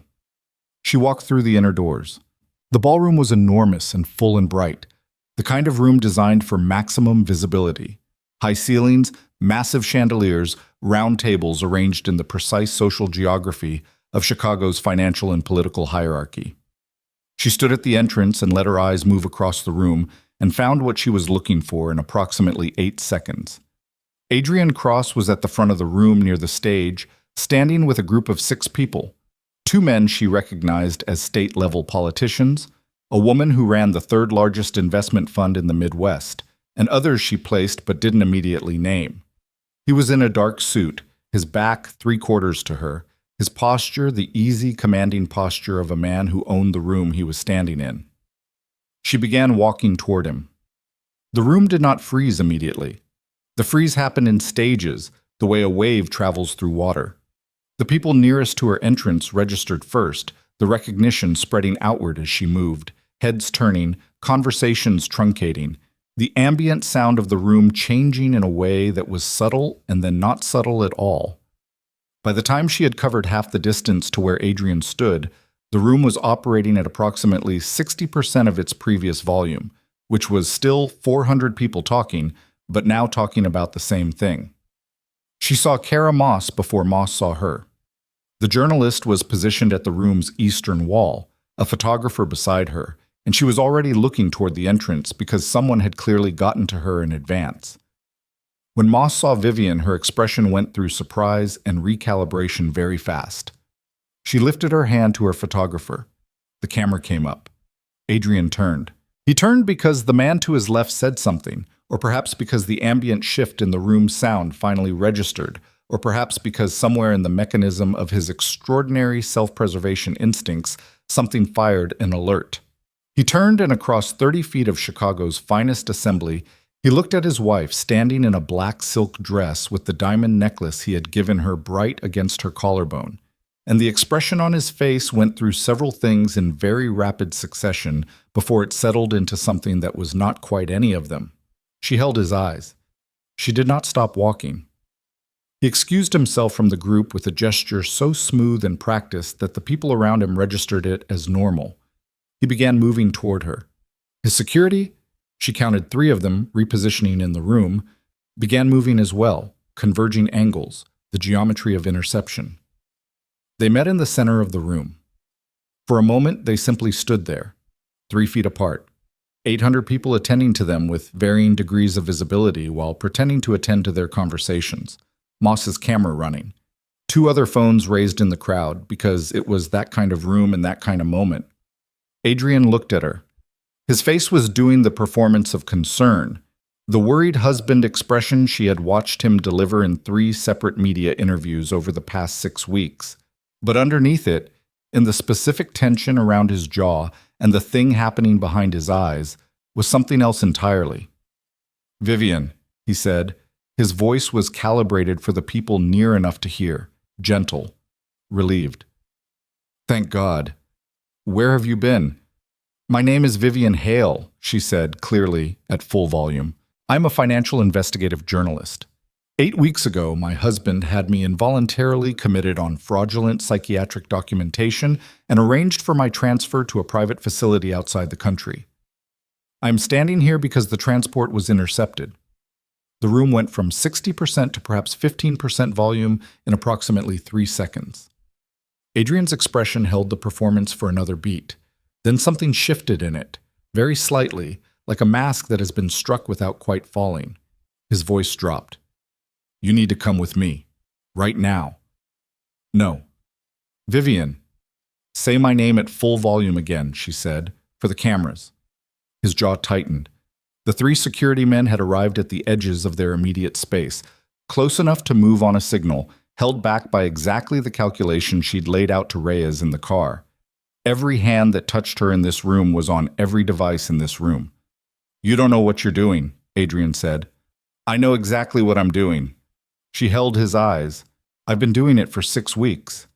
She turned from him toward the stage. She felt him move before she heard him. The displacement of air, the specific quality of a large, physically confident man closing space fast when he's decided that the calculation has changed. His hand closed on her upper arm, and he pulled her back and she went with it, instead of resisting, spinning to face him, which brought them face to face at a distance of 12 inches, with his hand still on her arm, and the room now at near complete silence, and Moss's camera running, and at least 8 other devices recording. "Let go," she said. "You are not well," he said, loudly enough for the room now, the performance reasserting itself. "You need medical attention. These people you've been with have—" "Cassidy entered your estate 6 weeks ago," she said. Not loudly. Directly to Adrian's face. She watched the name land. "He copied the documentation. I know he copied it. I know you have it." She held his eyes. "It doesn't matter." Something moved in his face that was not the mask. "The documentation was never the only evidence," she said. "I am the evidence." "You are one person," he said, very quietly, with a precision that was more frightening than shouting would have been. "One unstable, discredited, Marcus Dre," she said.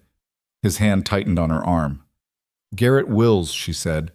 The hand tightened further. She felt the pressure in her radius bone. "The Malta vehicle," she said. "Reliant Apex. The $800,000 payment 14 months before a carjacking that killed a journalist and has remained unsolved for 2 years because the deputy director of the Chicago FBI field office retired 8 weeks after the killing with an unexplained financial settlement." She held his eyes and did not look away from whatever was happening in them. "That video is with a clean agent right now. It was sent 3 hours ago. Whether or not it moves tonight, it exists. It is not on a server you can access. It is not in a system you can reach." Adrian Cross stood in the center of his own ballroom with 800 witnesses and his hand on his wife's arm and looked at her with an expression she had never seen on his face before. Not in 2 years of marriage. Not in the study when she had shown him the files. Not ever. He looked afraid. It lasted perhaps 2 seconds. Then it was gone, replaced by something colder and more dangerous. The face under the face, the things she had glimpsed in flickers and fragments over 2 years and never seen directly until now. "Security," he said. The 3 men moved. She had one move and she used it immediately. She raised her voice to the room and said clearly and loudly, "My name is Vivian Hale. I was declared mentally incompetent on falsified documentation and imprisoned by my husband to prevent me from publishing evidence of his financial crimes and his involvement in the death of journalist Marcus Dre. I am asking every person in this room with a phone to keep recording." The room erupted, not with words, with the specific full-body movement of 800 people deciding simultaneously how to respond to something they hadn't anticipated and would need to account for, which expressed itself as sound and motion and the raised illumination of 300 phone screens. The security men reached her. The first one took her left arm. She didn't fight it. Fighting it was wrong here. Fighting it made her the unstable woman Adrian had described. She understood that with cold functional clarity even as the grip tightened and it hurt. She kept her face level and she kept talking. The psychiatric paperwork was signed by a Dr. Elliot Marsh, who does not hold a current Illinois medical license. The institutionalization was performed at a private facility called Harlow Residential on the North Shore. The transfer was arranged through a private security contractor. I have the documentation. "She needs medical attention," the security man said to the room, loudly on a script. "Please step back." "I need nothing," Vivian said at equal volume. "I am physically healthy, cognitively intact. And I am speaking to you from inside the life my husband spent 8 weeks telling you I was too broken to have." The second security man took her other arm. They began moving her toward a service door at the room's edge. She let them move her and kept talking. Moss was following. She could see the camera in her peripheral. 2 other journalists she now recognized, a Tribune financial reporter, a woman from the AP who covered Illinois politics, were moving through the crowd toward her. The room had fractured from its original social order into something more fluid and urgent, the way rooms fracture when they understand that something is happening that will exist in the historical record. The service door opened. They brought her through it into a corridor, white walls, fluorescent light, the specific institutional quality of behind-the-scenes hotel infrastructure. And the door closed behind them, and suddenly it was just Vivian and 2 security men and Adrian who had followed them through, and the muffled roar of the ballroom on the other side of the door. Adrian looked at the security men. "Out!" They looked at each other. They left. He looked at her. In the corridor with the fluorescent light and no cameras and no audience, the performance was completely gone. What was left was the thing she had married without knowing she was marrying it, the actual man, the one who had built an empire on the structural capacity to eliminate threats and the emotional neutrality to make those eliminations without residue. "You have nothing," he said. "The documentation is in my possession. The distribution network is compromised. Your contact inside the bureau is a junior analyst who can't move on a 47-second video without 6 layers of approval that will take weeks and arrive after every relevant news cycle has passed." He looked at her without anger, which was more frightening than anger would have been. "What you did in there made noise. Noise is manageable. In 48 hours, the narrative is back where I built it. Your credibility is not your primary problem right now," said a voice from the far end of the corridor. Adrian turned. Lucien Moreau stood at the corridor's far end. He was not wearing a jacket. His sleeves were rolled back. There was a cut along his left jaw that was recent and still bleeding slightly, and he had the look of a man who had moved through several layers of resistance to be standing where he was standing and had found it neither difficult nor interesting.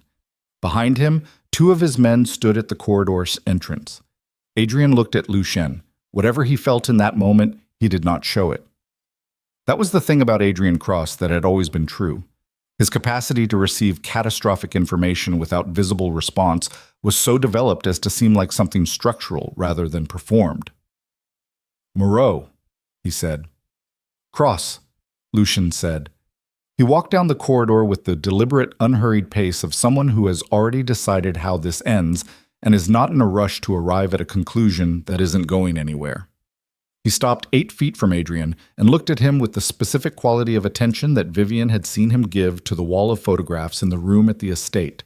Total, flat, without heat. "Where is Ethan Hale?" Lucien said. Adrian looked at him. "I don't know what you're—" Lucien hit him. Not a warning strike. A full-weight shot delivered with the compact efficiency of someone who had not been in a fair fight since his 20s. The impact drove Adrian sideways into the corridor wall, and he caught himself with one hand and turned back, and his face had blood on it from where the wall had caught his cheekbone, and for the first time in the 2 years Vivian had known him, he looked physically reduced.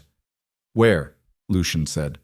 "You're going to prison," Adrian said, and his voice was still controlled, which under the circumstances required a kind of nerve that Vivian could recognize as real even while hating it. "The moment I make one call, your calls are taking longer than usual tonight," Lucien said. "The network you've been using to route communications through the city has been experiencing interference for the past 4 hours. Specific interference, surgical." He looked at Adrian with the flat attention. "Where is the boy?" Adrian straightened. He looked at Vivian. Something moved across his face, a calculation, rapid and cold. Then he looked back at Lucien. "Warehouse on the south side," he said. "Archer Avenue, the building with the blue doors." A pause. "He's fine." He was leverage, not a target. "Call it in," Lucien said to the man behind him, without turning. Vivian's hands were shaking. She made them stop. She looked at Adrian with his cut cheekbone and his controlled expression and the small amount of blood on his collar, and felt the full weight of the evening and the 6 weeks before it and the 2 years before that settle into her body all at once. a specific gravity she had been holding at arm's length for long enough that she'd forgotten she was doing it. "Why Ethan?" she said. Adrian looked at her. He was accessible. "So, he's a musician. He plays in bars. He doesn't know anything about—" "He's your weakness," Adrian said simply. "I needed a mechanism that would override your judgment. He was the most efficient option. The simplicity of it, the complete administrative flatness of it. She had known this about him, had known it intellectually, had built her understanding of him on this architecture, and she had still not been fully prepared for hearing it spoken aloud in a hotel corridor with blood on his face. "The ballroom," she said to Lucien. He looked at her. "I need to go back in there," she said. "Right now, before he gets ahead of whatever just happened. Vivian, the cameras, the journalists, Moss was following me." She looked at the service door. "If I disappear into this corridor, the narrative becomes whatever he makes it. He's already making the calculation." She looked at Adrian. He was looking at her with the expression she had learned over 2 years to read, as the thing that came before action. Not anger, never anger, but a specific preparatory stillness. "Don't," she said to him. "You have nothing that survives Monday morning," he said. "Maybe not," she said, "but tonight isn't Monday morning." She pushed open the service door. The ballroom hit her like a wave, sound and light and the intense focused energy of 800 people who had been in a state of electrified uncertainty for the past 9 minutes and were now reorienting toward the service door as it opened. She saw Moss immediately, the camera up. She saw the AP journalist, phone recording. She saw 3 separate conversations happening simultaneously between people she recognized as senior political figures, the body language of people who are rapidly recalculating their positions. She walked back into the room. She walked to the nearest open microphone, the presenter's podium at the front of the stage, abandoned when the room fractured, its red active light still glowing. And she stepped up onto the stage, and she stood behind it, and the room came to near silence in approximately 4 seconds. The kind of silence that has mass and temperature. She looked out at 800 faces. She thought about the white room with no windows. She thought about Marcus Dre, who had published part 1 and never published part 2. She thought about the 2 other names in the documentation that she had never said out loud. She put her hands on the podium and felt the wood under her palms, solid and real, and she opened her mouth. Behind her, through the service door that had swung partially closed, she could hear sounds. A collision, something heavy against the corridor wall, a sharp exchange in French. She recognized the quality of the sounds without needing to interpret them, and she made herself keep her eyes on the room and not on the door. She had 6 minutes before the balance of this evening was determined permanently. She used the first sentence to say her name. She used the second sentence to say what had been done to it. Then the service door opened. She heard it and did not turn, and she felt the room register whatever it was seeing behind her in the specific way a room's attention shifts. Not away from her, but toward something additional, something beyond her left shoulder. She heard footsteps on the stage. She held the podium. Then Adrian Cross was beside her. Not Lucien, not security. Adrian. His face was still bleeding slightly. His expression had gone through several transformations since the corridor and had arrived at something she had never seen it carry before.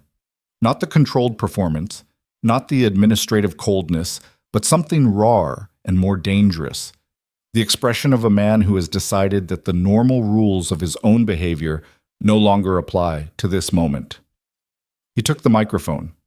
"My wife," he said to the room, his voice carrying the room's full sound system, "is experiencing a medical crisis." "I'm not," Vivian said, directly into the secondary mic, clearly enough to carry. "The people who have been holding her, no one held me," she said. "I have been working for 6 weeks. She needs—" "Marcus Dre," she said. The name hit the room. "Sarah Bowen," she said, the second name from the documentation. "Vivian." Adrian's voice had shifted, still through the microphone but changed, the performance cracking along lines of something that was close to desperation. "Ren Calabrese," she said. The third name. She turned to look at him. Standing 6 inches from her on the stage of his own fundraising gala, with cameras running and 800 witnesses and blood on his face, and the room in complete arrested silence, Adrian Cross looked at his wife, and she could see in his eyes the specific moment when he understood that the mechanism had failed. Not the evidence, the mechanism of her. The version of her he had built his entire response to, the fragile, destabilized woman too broken to be believed, the ghost he had spent 6 weeks constructing from media and legal infrastructure. She was not that woman. She had never been that woman. And every camera in the room was recording the fact that he was looking at her and understanding that. "The federal warrant," said a voice from the ballroom floor. She looked. A woman in a dark suit near the room's eastern entrance. Not a gala guest, not press, the specific bearing of federal law enforcement presenting in a public space. Behind her, 2 others. The woman held up credentials. "Adrian Cross," she said, into the sudden absolute silence of the room. "I'm Special Agent Dana Reyes of the FBI's Financial Crimes Division. I'm executing a warrant for your arrest in connection with an ongoing federal investigation." The room detonated. Adrian stood very still beside Vivian on the stage and looked at the federal agent, and then looked at the room, and then looked at Vivian, and she looked back at him. And in the chaos of the ballroom fracturing around them, guests moving, voices rising, cameras everywhere, Moss 30 feet away with her photographer shooting continuously. The 2 of them stood in a brief, terrible quiet at the center of it all. "The video," he said. 47 seconds, she said. "Garrett Wills handing an envelope to your man in a parking structure. Time-stamped. Geolocated. Original file, not a copy." She held his eyes. "You assumed the junior analyst couldn't move it fast enough. You didn't account for the fact that his direct supervisor has been sitting on a parallel investigation of Wills for 11 months and has been waiting for exactly this kind of corroborating evidence." She watched him understand it. "The documentation you took from the estate," she said. "The files Halsey copied. You have them, and now a federal financial crimes team has a warrant and will be examining every digital asset you own within the next—" "Step back from the podium," the federal agent called from the floor. Adrian did not step back. He looked at Vivian for another moment with the expression she would think about for a long time afterward. Not the performance, not the coldness, not the fear she had seen briefly in the ballroom. Something older and more stripped than all of those. The face of a man who has spent 20 years building something impenetrable and is standing in the precise moment when he understands it wasn't. Then he ran.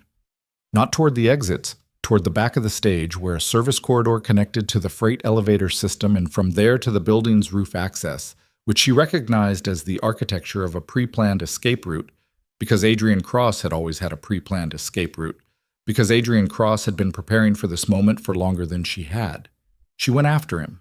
Not because it was the plan, not because it was rational, because he had her name and her files and 8 weeks of the world being told she was broken, and she was done letting him be the last thing that moved.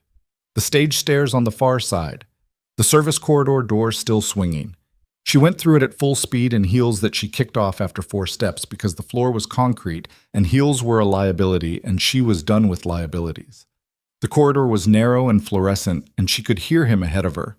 His footsteps faster than she'd have predicted, the footsteps of a man who, despite everything, was physically capable and running from something real. She ran, her feet on concrete, the gun against her ribs, freight elevator. He'd taken it up. The indicator showed it rising. She hit the stairwell door and went up. 4 floors. She took them in the specific state that 6 weeks with Devereaux had built into her. Not fast from adrenaline, but fast from training. Efficient on the stairs, not wasting energy on panic. Her lungs were burning by the 3rd floor and she didn't care. The roof access door was open when she reached it. The roof hit her with the full force of a Chicago November night. 38 degrees and the wind off the lake with nothing between them. The city spread in every direction at the height of the Meridian Grand. The noise of the street 17 floors below a different kind of sound from up here, thinned by distance and height. Adrian was at the far end of the roof. There was a helipad.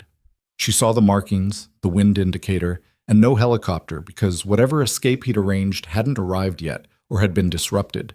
He stood at the helipad's edge with his phone to his ear and the city behind him and the wind driving the blood on his face sideways.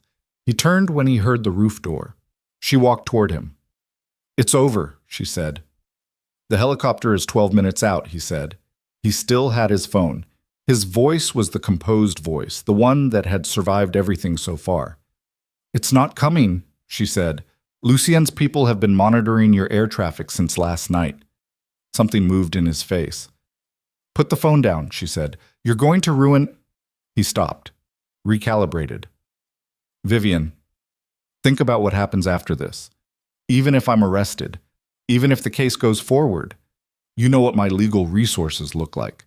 This goes to trial in 2 years. Your testimony is the centerpiece of a defense narrative about... Marcus Dre is dead, she said. A criminal conspiracy to... Sarah Bowen is dead.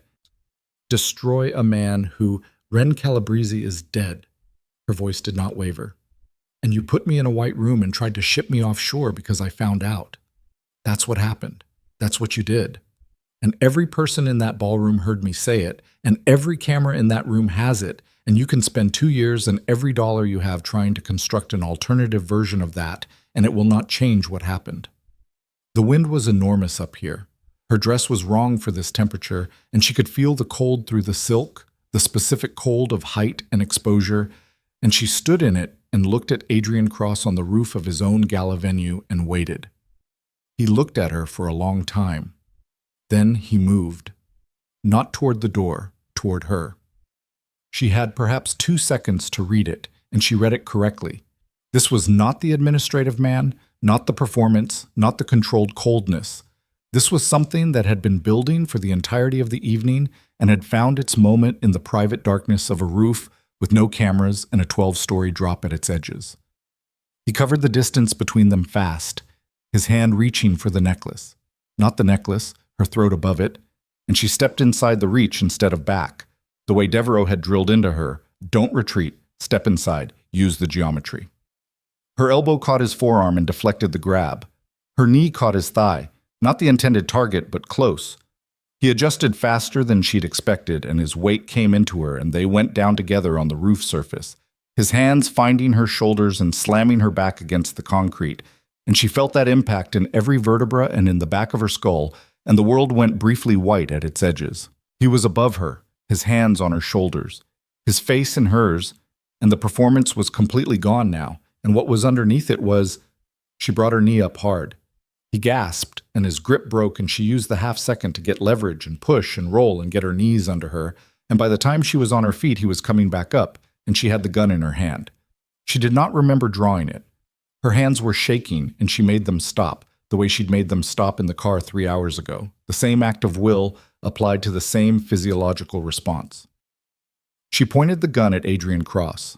He looked at it. He looked at her. For the first time in 2 years of marriage and 6 weeks of war, Vivian Hale looked at the man who had erased her existence and felt no fear at all. "Get on your knees," she said. He didn't move. "Get on your knees and put your hands where I can see them and wait for the federal agents who are climbing those stairs right now." The roof door opened. Lucien came through it, not running, walking, with the cut on his jaw still seeping and his expression the flat total attention of someone assessing a situation and determining that the critical variable is under control. He looked at Vivian with the gun. He looked at Adrian. He looked back at Vivian. He said nothing. He positioned himself 12 feet to Adrian's left and stood there, not moving. Adrian looked at the gun. He looked at Lucien. He looked at the roof door. He made the calculation that men like Adrian Cross always made, the calculation of available options against probable outcomes, and arrived at the answer that this particular configuration of variables had no favorable exit. He went to his knees. He put his hands on the roof surface. The wind came off the lake with everything it had, and the city blazed below them in every direction, and Vivian stood on the roof of the Meridian Grand in a black silk dress with a gun pointed at her husband's kneeling figure, and felt the specific weight of this moment, not triumph, not relief, something more physical than both. The sensation of something that has been held under enormous pressure for a very long time finally being. The federal agents came through the roof door 30 seconds later, 3 of them, with Special Agent Dana Reyes at the front, her credentials already holstered and her hand on the weapon at her hip that she did not draw because she read the roof in under 2 seconds and understood that the situation had been resolved without her.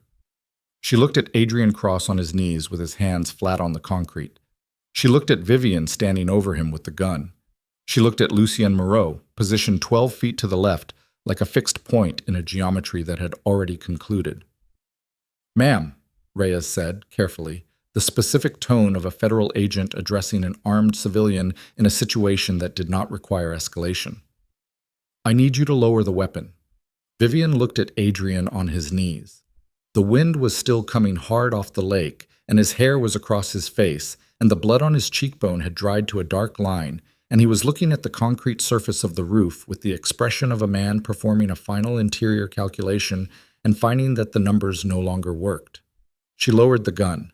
She held it at her side for a moment, then handed it grip first to Reyes, who took it with the practiced motion of someone who had done exactly this before and had learned to do it without making the person handing it over feel like a criminal.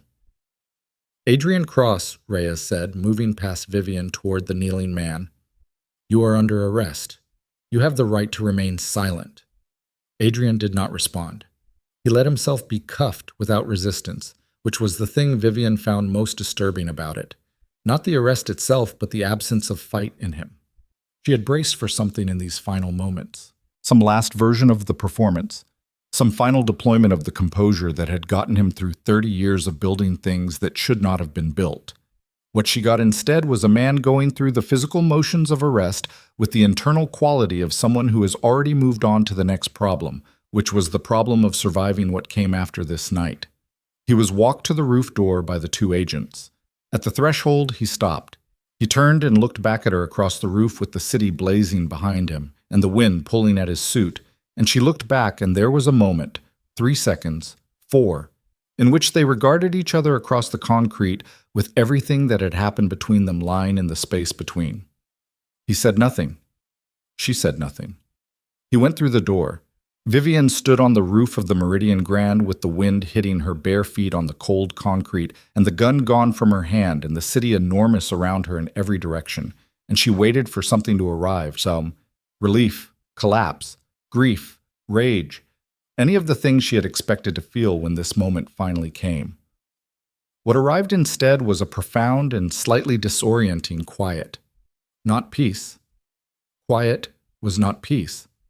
Quiet was simply the absence of the noise that had been running at full volume inside her for 2 months and had now, very suddenly, stopped. She became aware that she was cold. Lucien appeared beside her. He had taken off his jacket at some point, she hadn't seen when, and he put it around her shoulders without asking, the way people do things for each other when words have temporarily failed the situation. She pulled it around herself and felt the warmth of it and the weight of it, and stared at the city. Ethan, she said. Confirmed, Lucien said.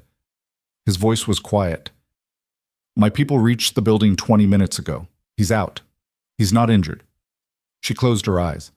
Not for long, just for the specific duration required to absorb something good after a sustained period in which nothing had been good. Where is he? Hospital, precautionary. The cut on his face needed stitching. A pause. He's asking for you. She opened her eyes. I need to go. I know. She turned to look at him.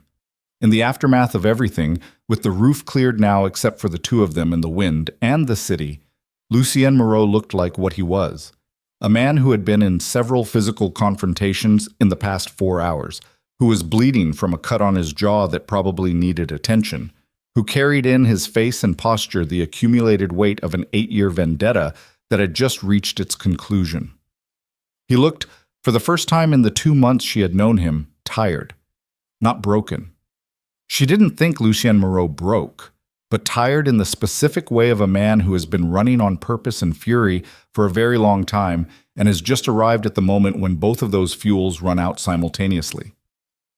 The warrant, she said. The federal investigation. Where does it reach? He met her eyes. As far as it reaches. That's not an answer. It's the only answer I have. He held her gaze. The original network documentation is in federal hands now. My construction work on the shell architecture is in there. I knew it would be when I gave you those drives 6 weeks ago. A pause. I made a calculation. What calculation? That destroying him was worth whatever it cost me afterward. He said it without drama. Just a statement of accounting, the way he said most things that mattered. I stand by the calculation. She looked at him for a long moment. They're going to come for you. They've been coming for me for 11 years, he said. The difference now is that I've removed the mechanism that was redirecting them. He almost smiled. Not the performance of a smile, but the thing just underneath one. The thing that appeared occasionally when he wasn't managing himself. That's arguably an improvement in the quality of the pursuit. She laughed. It came out rough and unexpected and slightly broken at the edges, but it was real, and he looked at her when it happened with an expression she had no defenses left to manage around. Come on, he said. Your brother is waiting. The hospital was Northwestern Memorial, which was 12 minutes from the Meridian Grand in a car that Reyes had waiting at the hotel's side exit. They didn't speak in the car. There was nothing that needed to be said in the specific window of a 12-minute drive, and both of them understood that the things that did need to be said were not 12-minute things. Ethan was in a private room on the 4th floor with 4 stitches above his left eye and a bruise along his jaw, and the specific pale quality of someone who has been frightened thoroughly and is now on the other side of it, running on the residual adrenaline and the strange, flat energy of relief.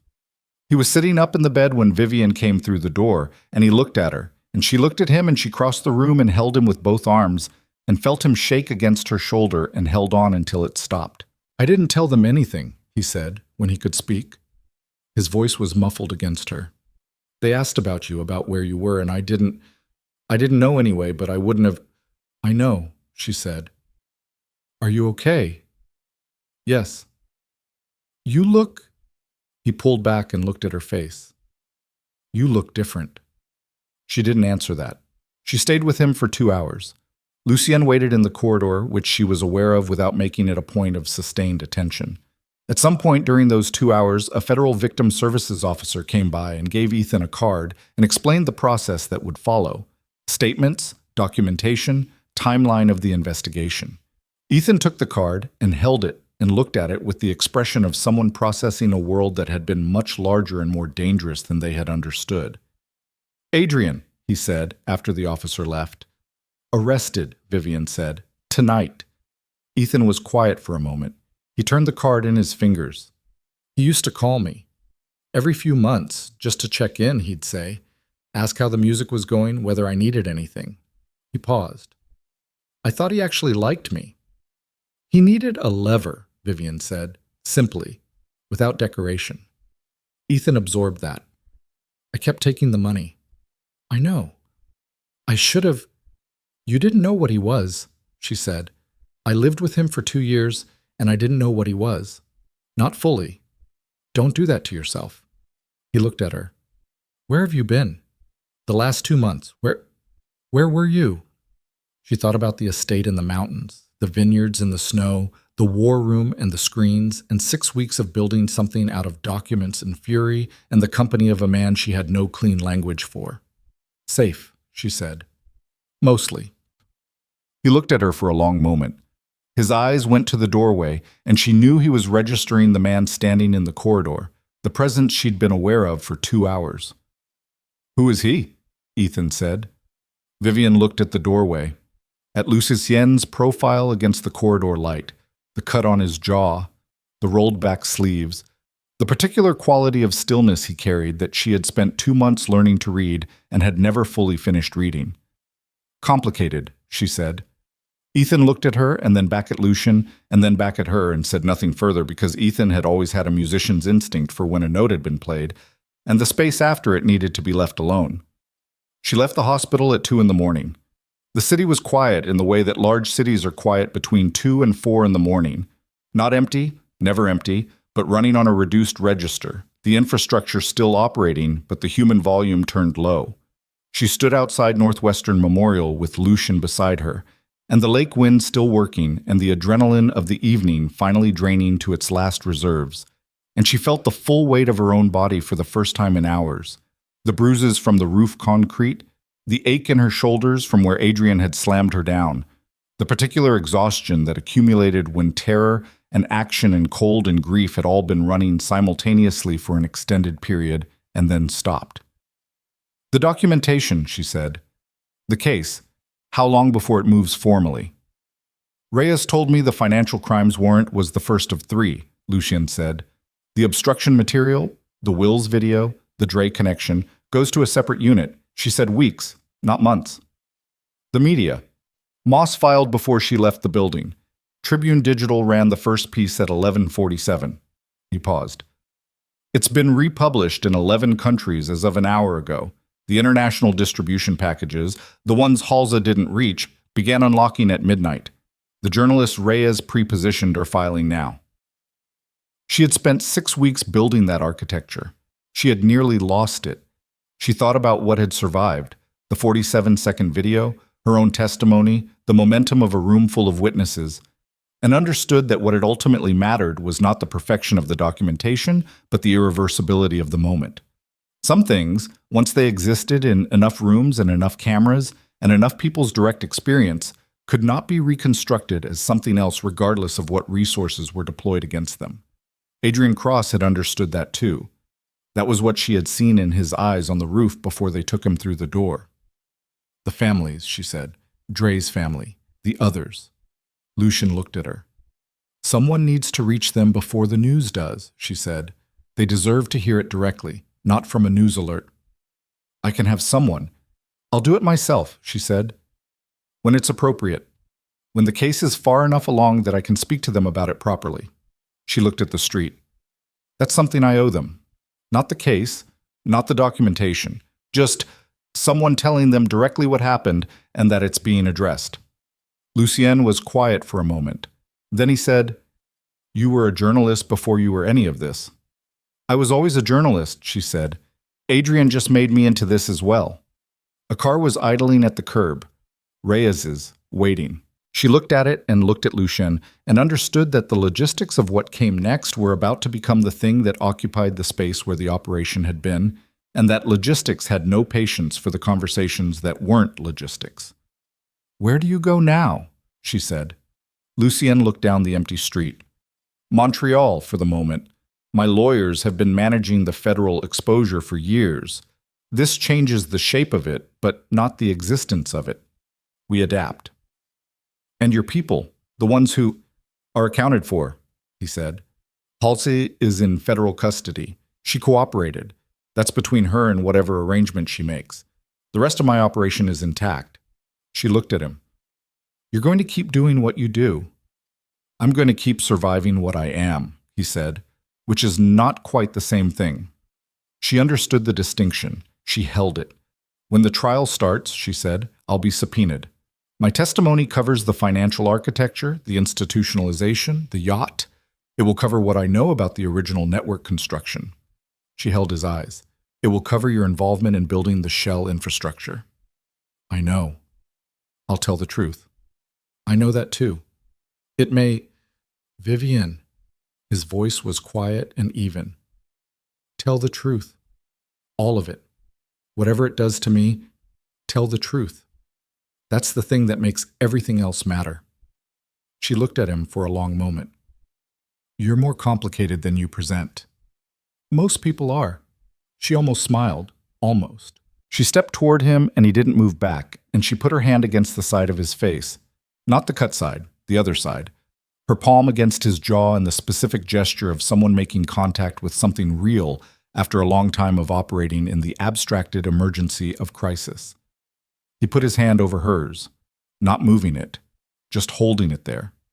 They stayed like that for a moment that was long enough to be real and short enough to remain what it needed to remain. An acknowledgement, not a conclusion. Two people who had moved through a fire together and had both survived it and understood that survival was not the same as simplicity. She lowered her hand. Take care of the cut, she said. It's superficial. I know. Take care of it anyway. He looked at her with the expression that she had spent 2 months learning to read and had ultimately decided meant something she wasn't going to try to translate into language, because some things lost fidelity in translation, and this was one of them. You know where I am, he said. If you need anything. I know where you are, she said. She got in the car. She did not look back as it pulled away from the curb, not because she was being strong or deliberate about it, but because she had learned over the last 2 months that looking back at the things you were leaving was a way of keeping yourself inside them, and she had done enough of that.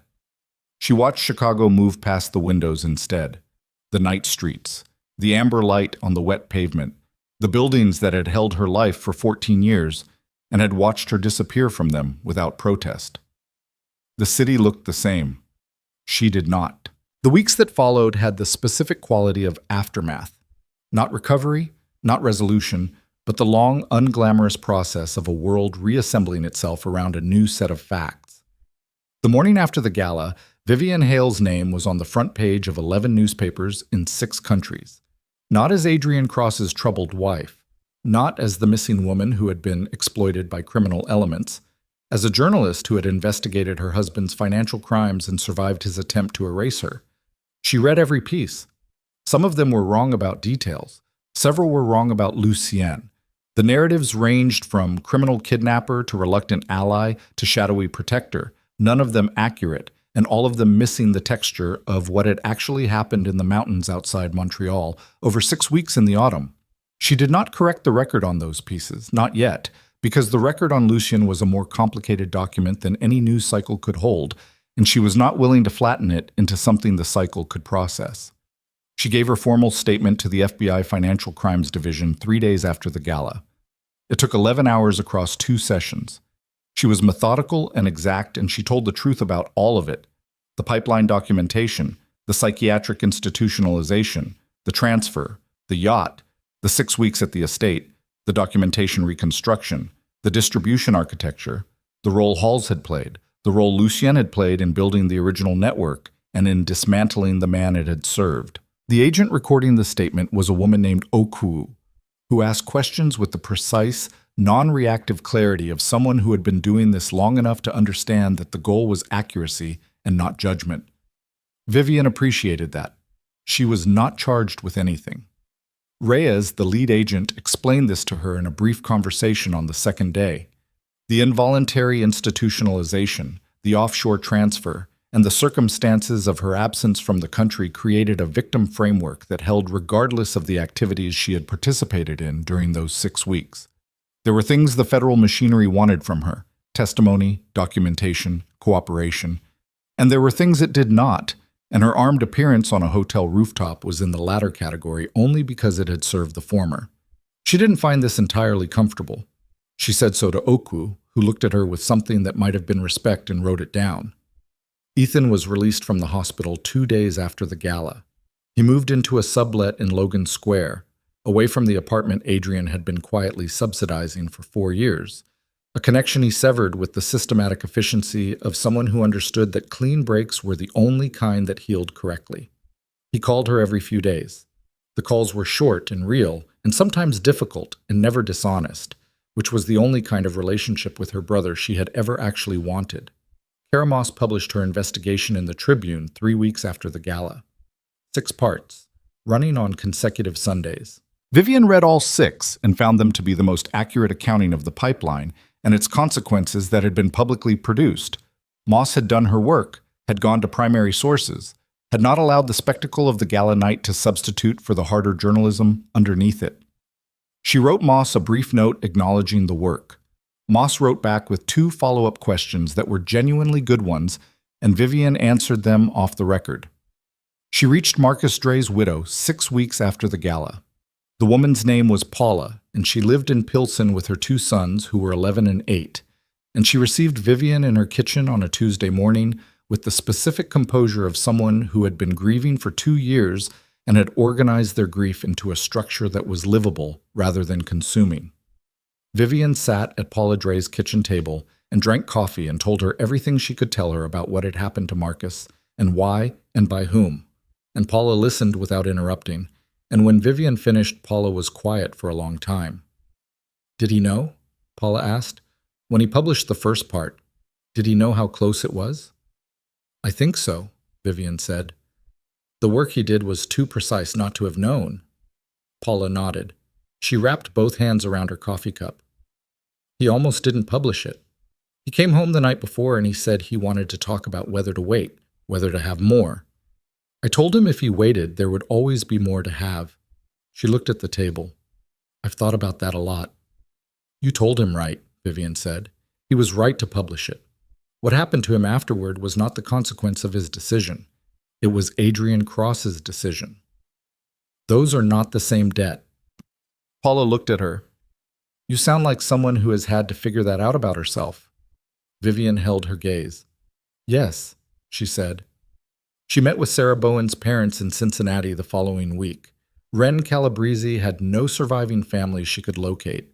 He had been a freelance investigator with no spouse and one estranged sister in Portland who had not spoken to him in 6 years, and who, when Vivian finally reached her, received the news with the complicated expression of someone absorbing a death that had happened years ago in a different register and was only now being confirmed.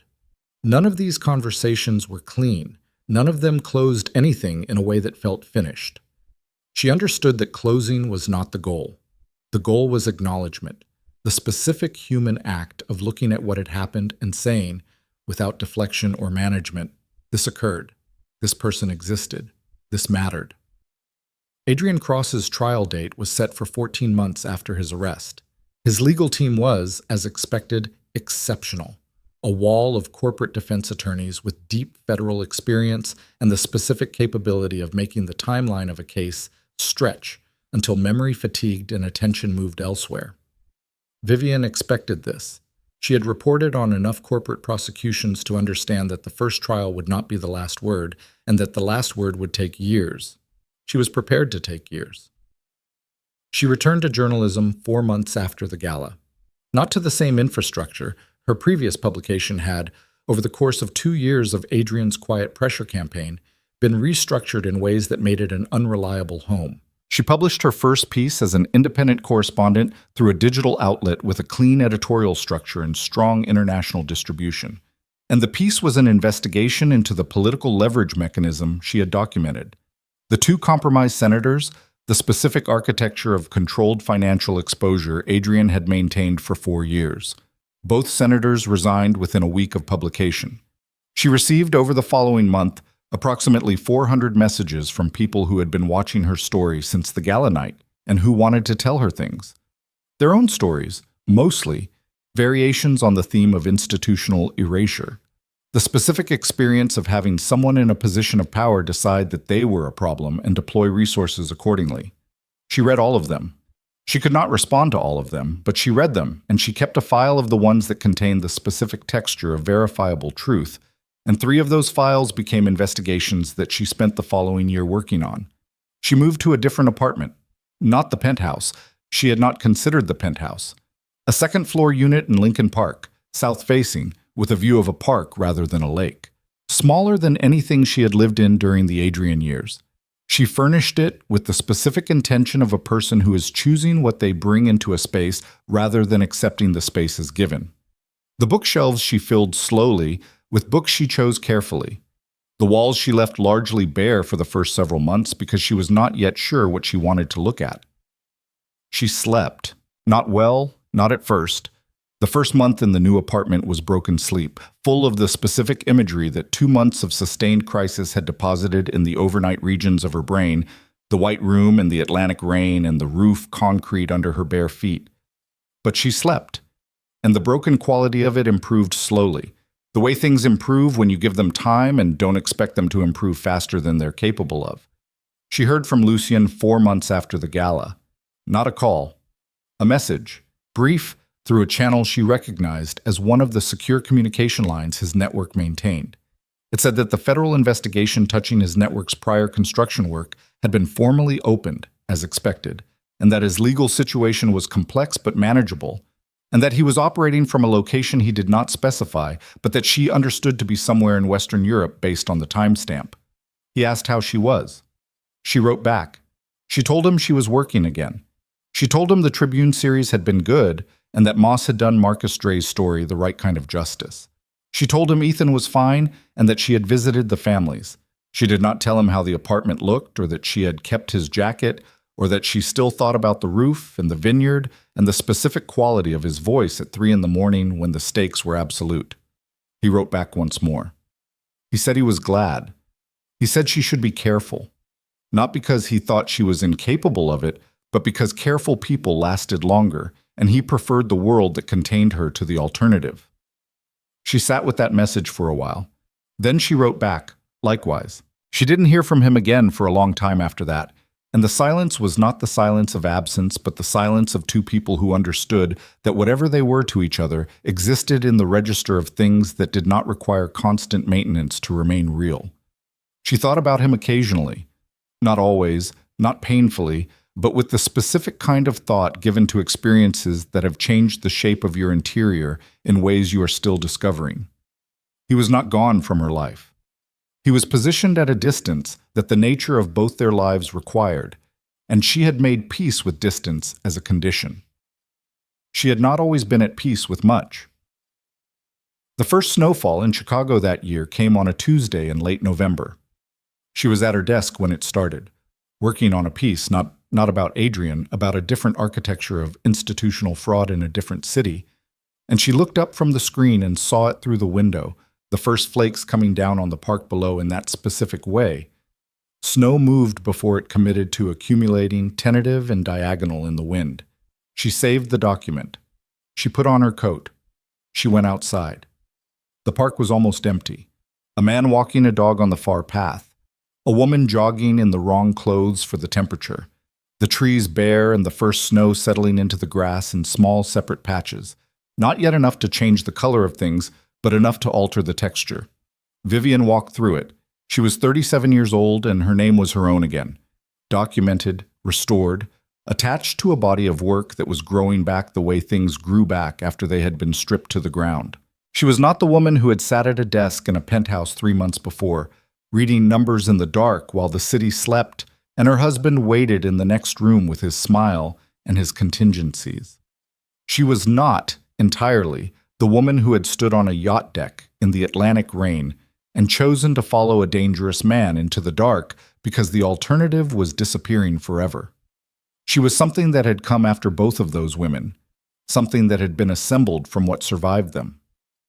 The snow came down on the park, and she turned her face up into it for a moment, the way you do when you are present enough in your body to feel individual things clearly. The cold of it, the weight of each flake, negligible and accumulating, the specific silence that came with it, the way snow altered the quality of city sound. She lowered her face. She put her hands in her pockets. She walked on through the park while the snow came down around her, unhurried, going nowhere in particular, which was its own kind of direction. The direction of a person who has reclaimed enough of themselves to choose where to go rather than simply surviving whatever is coming at them. The city moved around her. Her footprints appeared in the thin snow behind her and disappeared ahead of her as the snowfall thickened. She walked. She kept walking. The snow fell on Chicago the way it always had, indifferent to what had happened under it and steady in what it was, covering the streets and the rooftops and the parked cars and the park grass in its patient, accumulating white, covering the ground where she walked and the ground where she had come from and making them, for the moment, indistinguishable from each other. Vivian Hale was alive. The whole world knew her name. And the snow fell on and covered everything equally, and she walked through it and did not stop.